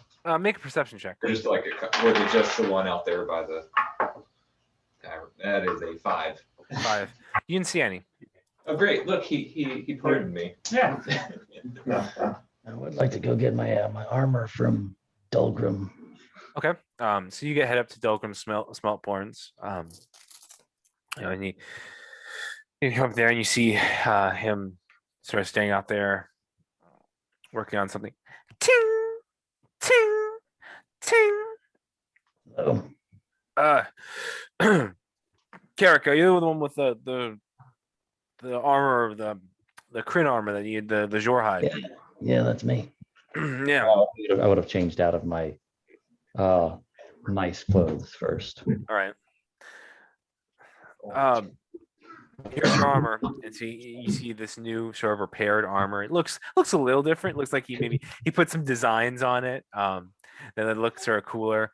I like tattoos. And then and he and you know it does look all this sort of the damage from the ooze looks repaired. Excellent. Excellent work. 60 gold. 60 gold. Is that what we had agreed on? I have it in a Google Doc, so I will look it up real quick. Well, you did provide all of the material for it. So it's just labor at that point. Right. Well, I don't remember. I don't think I wrote that down. 60 gold is. You have like. Sorry, 35 gold.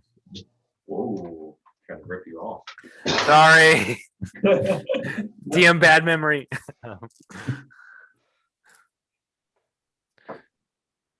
I will check, make sure. Right. You were gonna do something else?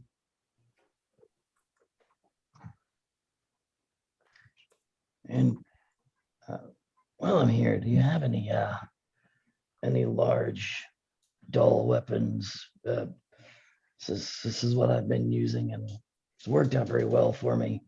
But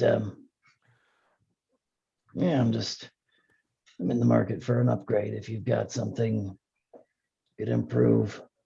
Okay. What sort of thing are you looking for? What sort of are you looking for a warhammer, a maul? What are you looking for? Probably a maul. Okay. Something I can swing with two hands. Okay, give me 1 second.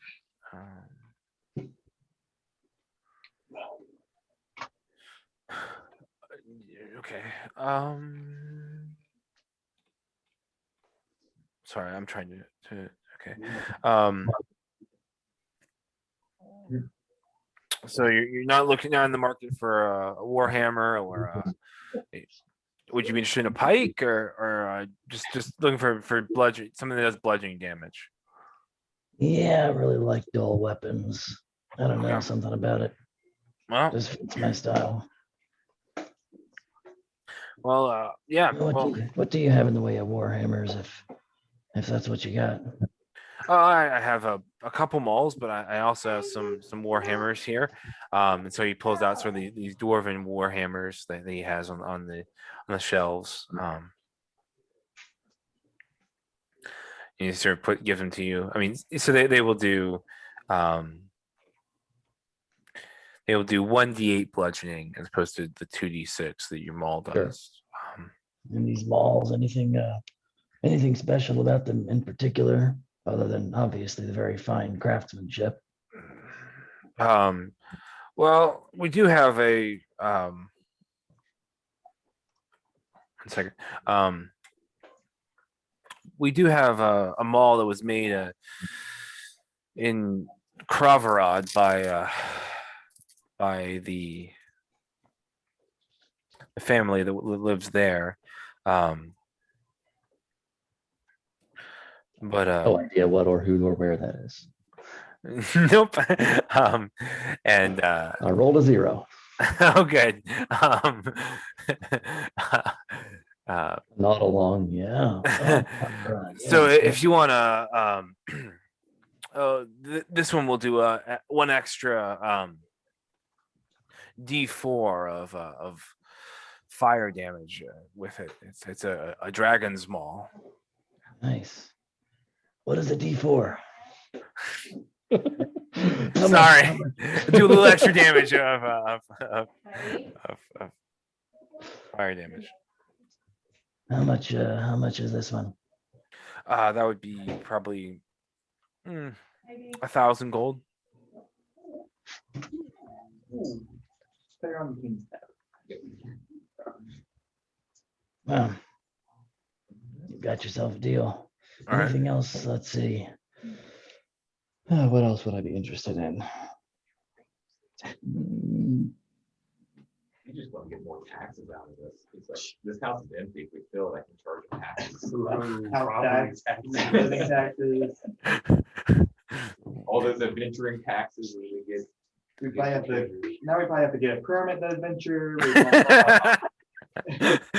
We can only do adventures through him. Now the next 3 sessions are just going to be paperwork. D&D, red paper. This is like the Star Wars prequels. yeah. So we don't find anything that any everyone rates away. Roll to show up at the office when they're not on their lunch. Roll for the good one. Unfortunately, the glass blade doesn't know where you put your permit, and so you guys have to refile for one. That's gonna be another 30 gold just to send it through again. Birthing doesn't have a birth certificate, so that's gonna be a real headache for you guys. Any Have a belly button. trade-in bonus if I were to give over this silver-plated mall? I mean, you're a great customer, but Silvered Malls only ever cost.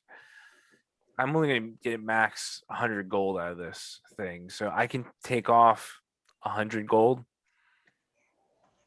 That seems very fair. And I'll hand over the silvered mall and 900 gold. All right. I'm gonna get my friend who's an expert on silver malls. And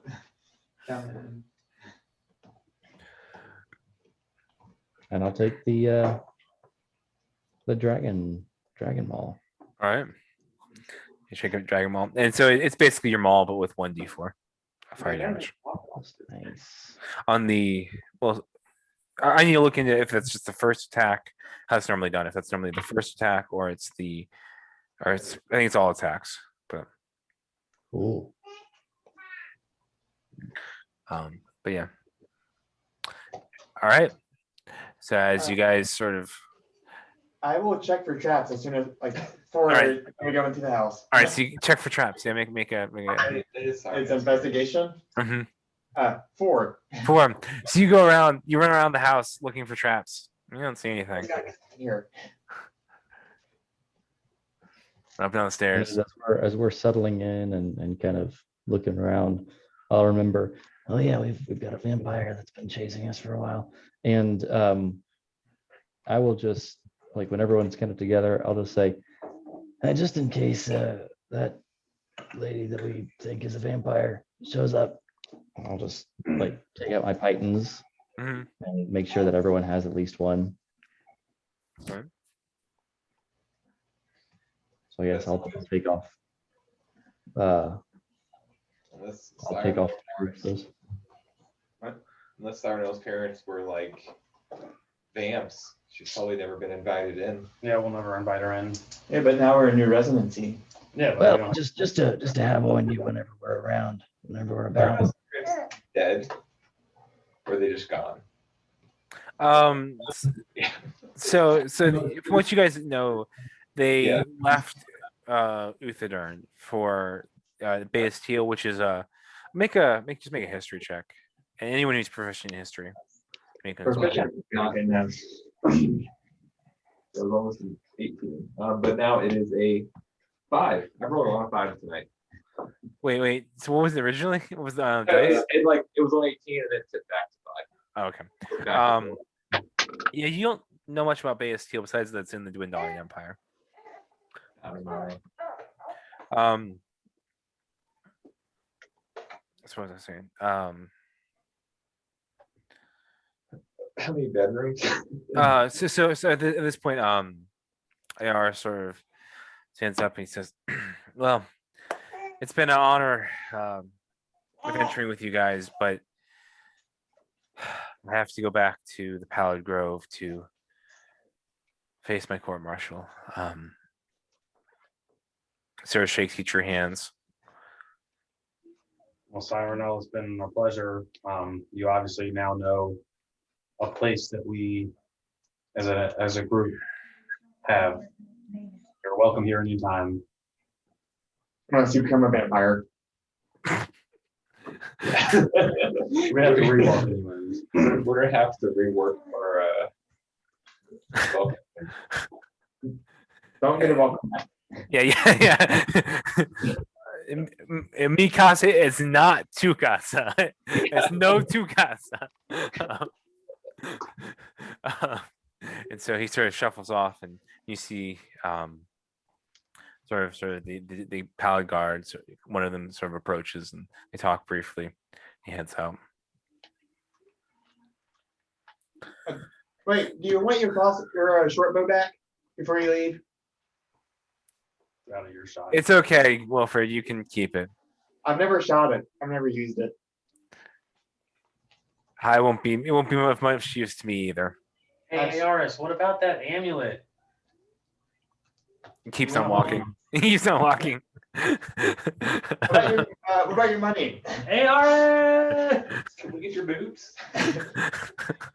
You should go back to them the way you came from them. Ashes to ashes, dust to dust. You should go back to Broken naked. Yes. That's exactly what I'm implying. Bye, Aris. They could be a nudist colony. We don't know. They just wear armor outside of it. For the He's like going to get like tossed in a dungeon, right? Well, he's gonna get talked to. It sounds. I don't know. he might just be able to get out of the dungeon.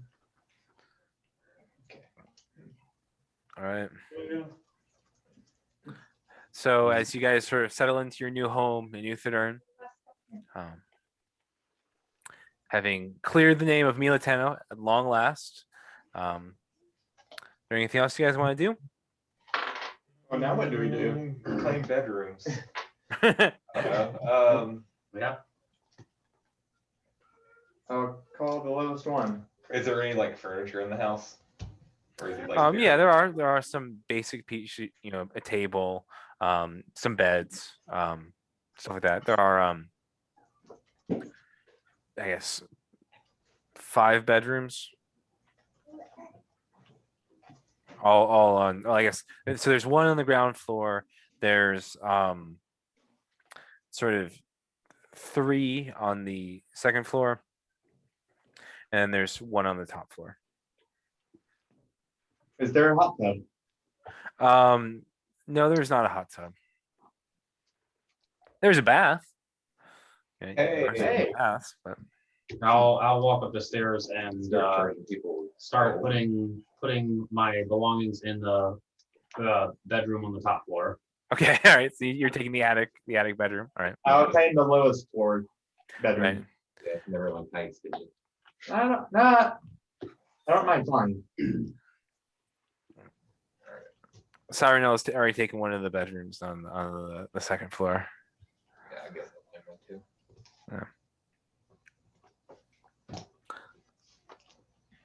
All right. So you guys set up shop here. This is the place where you guys will level up to level 7. Did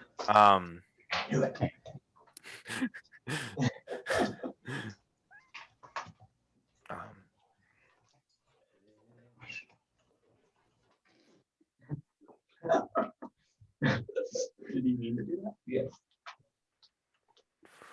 Is that all of your hit points you gained? I hope. I wish so. Nice.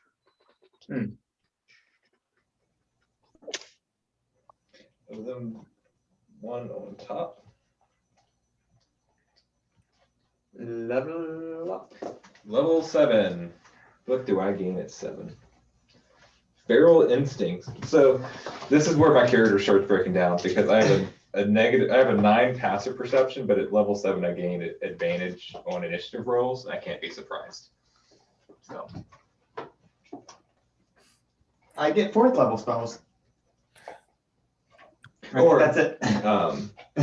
if I am surprised and I rage, then I can act normally. So that's where my character. Where do you actually go on the D&D Beyond app to level up?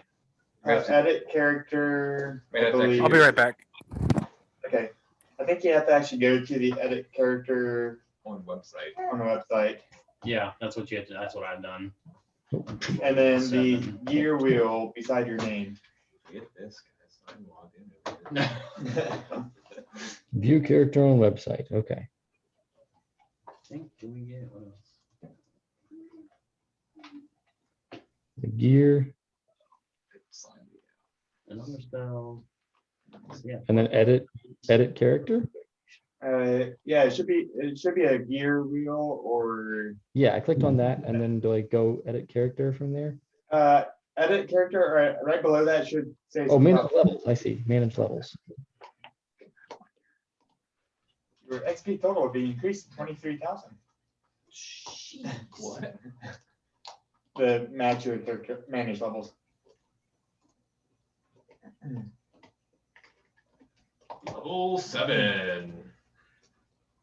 Shoot, I need to manage my HP. It's a D12 for me. Wow, that's nice. Wow. I rolled a 7, which is nice, but it's only a D8. Nine. Pretty good. Plus I need to- your, and you add your Plus your constitution. con, so I get, Oh, that's right. Here's my D8, 5. I get 14 hit points.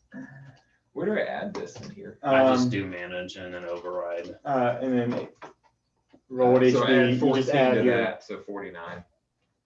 Right, It should just be your rolled value. yeah, It should- total. Yeah, See, and I it don't have should automatically include your constitution. Oh, Yeah.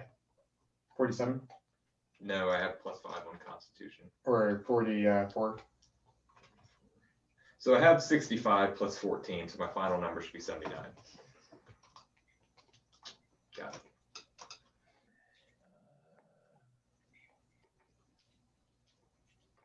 Yeah, feral instinct. Anything else at level? I don't think that's all I get. Eat Pharaoh Instinct. I get 4th level spells. Your instincts. All right. That'd be fine.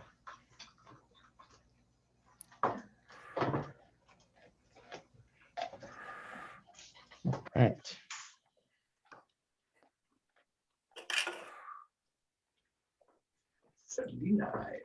I'm at 54. Yeah, 49.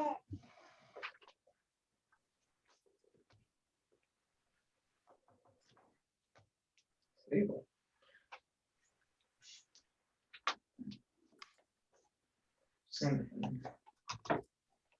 Now I get to manage my spells. Yeah, that's what I have to do. Ah, imagine having spells.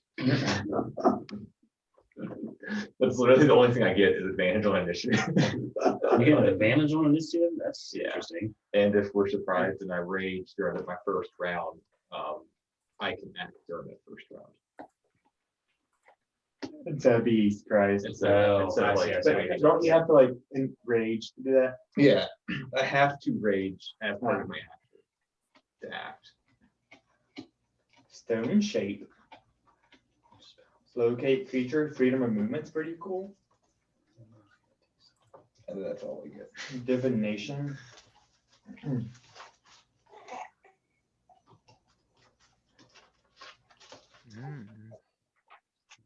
Got my armor back.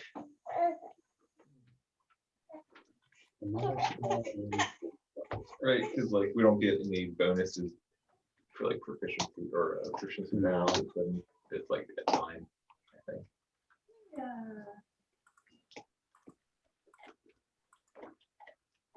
Ooh, Death Ward. Or banishment. That's what I see. I see. I was looking at banishment. Banishment's pretty cool. Yeah. So we got level 8 ability. Brutal. The material is an item distasteful to the target.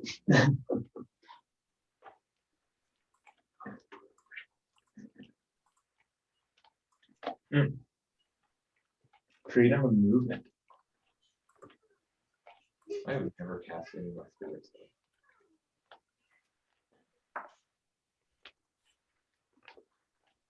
The light. I can do dimension door. Ooh. Which would be possibly a good thing. What is this? Second radiance. Yeah. You just figure out a few. Maybe you get it now or? No, at 8. All right, 8. I'm not gonna probably do my. All right, you're not gonna do your modified values.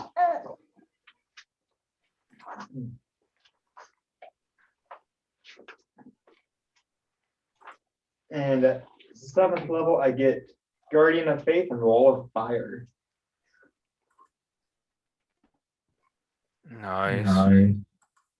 I cast Wall of Fire right now. This is my room. Get out.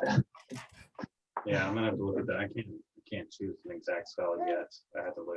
There was a couple of them I was looking at. Yeah. Yeah, but we only get like, well, you get all of your like your levels become a 4th level spell Oh, slot, right? yeah, they're all 4th level at this I point. only get one 4th level spell Yeah. slot. That's the max. I mean, and they all short rest too. Yeah. But you only get like what, 2 spell slots?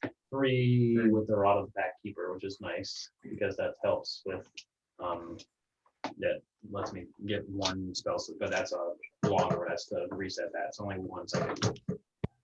I just Alright. get the plus 1d6 to all strength, dexterity, and constitution saving throws.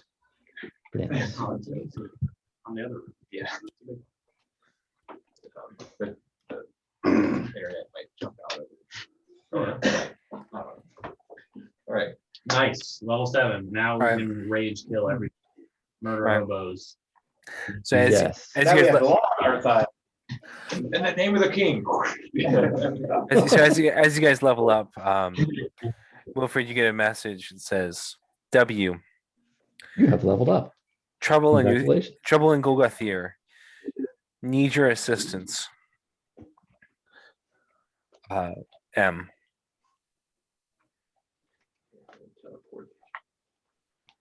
No, I don't think I have it yet. And our schedules Just open. just opened up.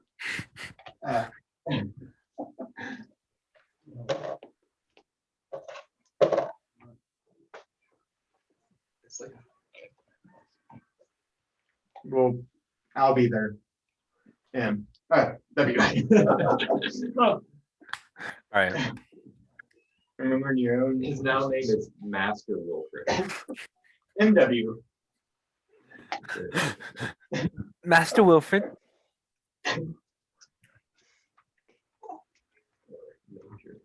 Also, I just leveled up. What does that mean? Yeah. It's just Um, one of those free things, you know, like the Oh, it's like a, Syracuse. Saren Ray has like the So- levels of like black belt and I act as the cool stuff. the Illuminati has levels, I think. I'm a level 10 cookie wizard. Cookie Wizard. Community. Oh. and so I'm not sure where I'm in my room and I'm gonna spend a little bit of time kind of unpacking and bring out the Rod of the Pact Keeper that I carry with me and just sit on my bed. And I mean, I've noticed that this kind of gives me a better connection to Benthus. Just seems to be something that helps me connect to Benthus a little bit more. Mhm. And I'm just going to sit there thinking and praying to Benthus and seeing if, just praying to him and thanking him for his guidance and his help throughout these times, and using this rod as a connection, and, praying to see if he could I'll tell you kind of my goal here later, but just praying over the rod and praying through it to him. But I think kind of the goal, because I know that there's like 3 levels of the rod, but the goal is to kind of continue to pray and kind of, every so often, hopefully level up the rod to its next level or something like that Mhm. kind of thing. Yeah.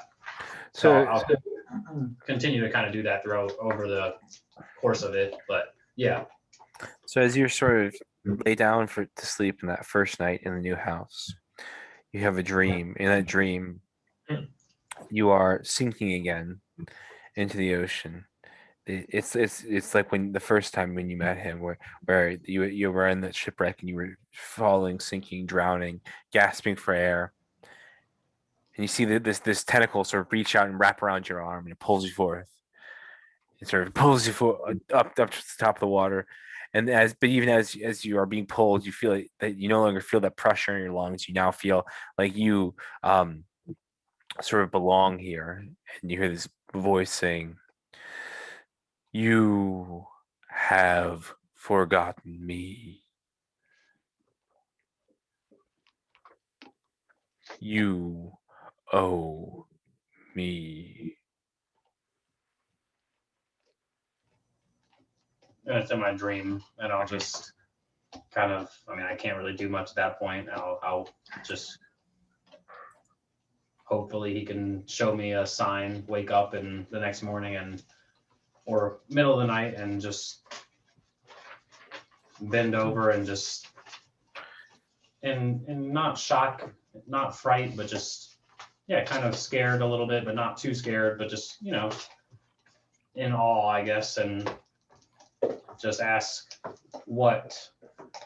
And I mean, I'm just asking out loud, and I don't know if he's able to hear because that was in my dream, but just kind of what. So all of a sudden in your mind, you see flashes forward, and you see this sort of this pit underneath Golgothir, this deep pit, surrounded by you sort of flash through these monstrosities. And you see that this warhammer sort of floating in this sort of like this anti-gravity space, sort of floating and spinning very slowly around in the air in this area. You sort of flash back up through, and he sort of goes through the levels of Golgothir and back up into Uthodurn. So it sounds like there's what I just saw a vision of like a warhammer in Golgothir kind of thing. Yeah, sort of deep below Golgothir, yeah. I see. Before we went to bed, I would have mentioned the message about Golgothir so that people would be thinking about it. Now you don't really know if it's because Wilfred mentioned Golgothir or. Yeah, okay.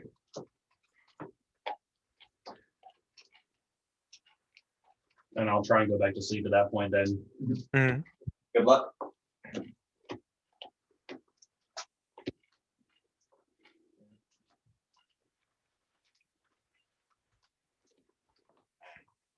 I will do 7 push-ups. One reset. Each level up, I'll do 1 more push.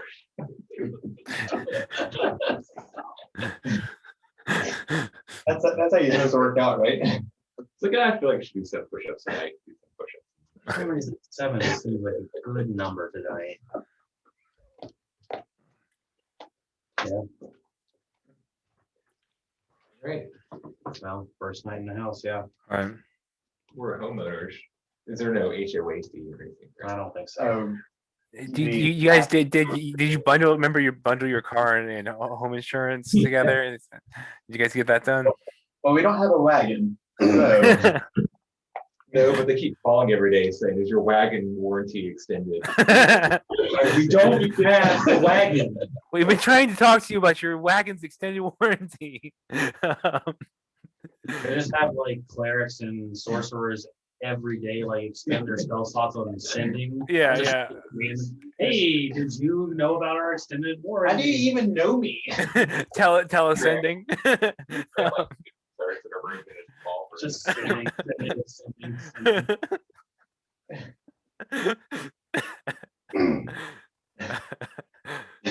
Mass sending. They've learned the level of the sending spell. I think it's sent to multiple people. Yep. Oh gosh, influencers would be so annoying in D&D. Get Direct feed from like some guy you met. It's like, hey, try out this restaurant. It's like 2 a.m. Hammer and Anvil, best blacksmith in Uthodurn. Check it out now. Endorsed by Istria Talviel. Right. As you guys Shadow Legend. So as you guys settle down to sleep in your first full night in your new house in Uthodurn, That's really ends tonight's session. Nice. Nice. Now just have to kind of go what happens with Lombard. Let's hope we're not. Let's hope it plays out in our favor. Ambushed in the middle of the night. Let's hope he doesn't believe Lombard and believes us. Yeah.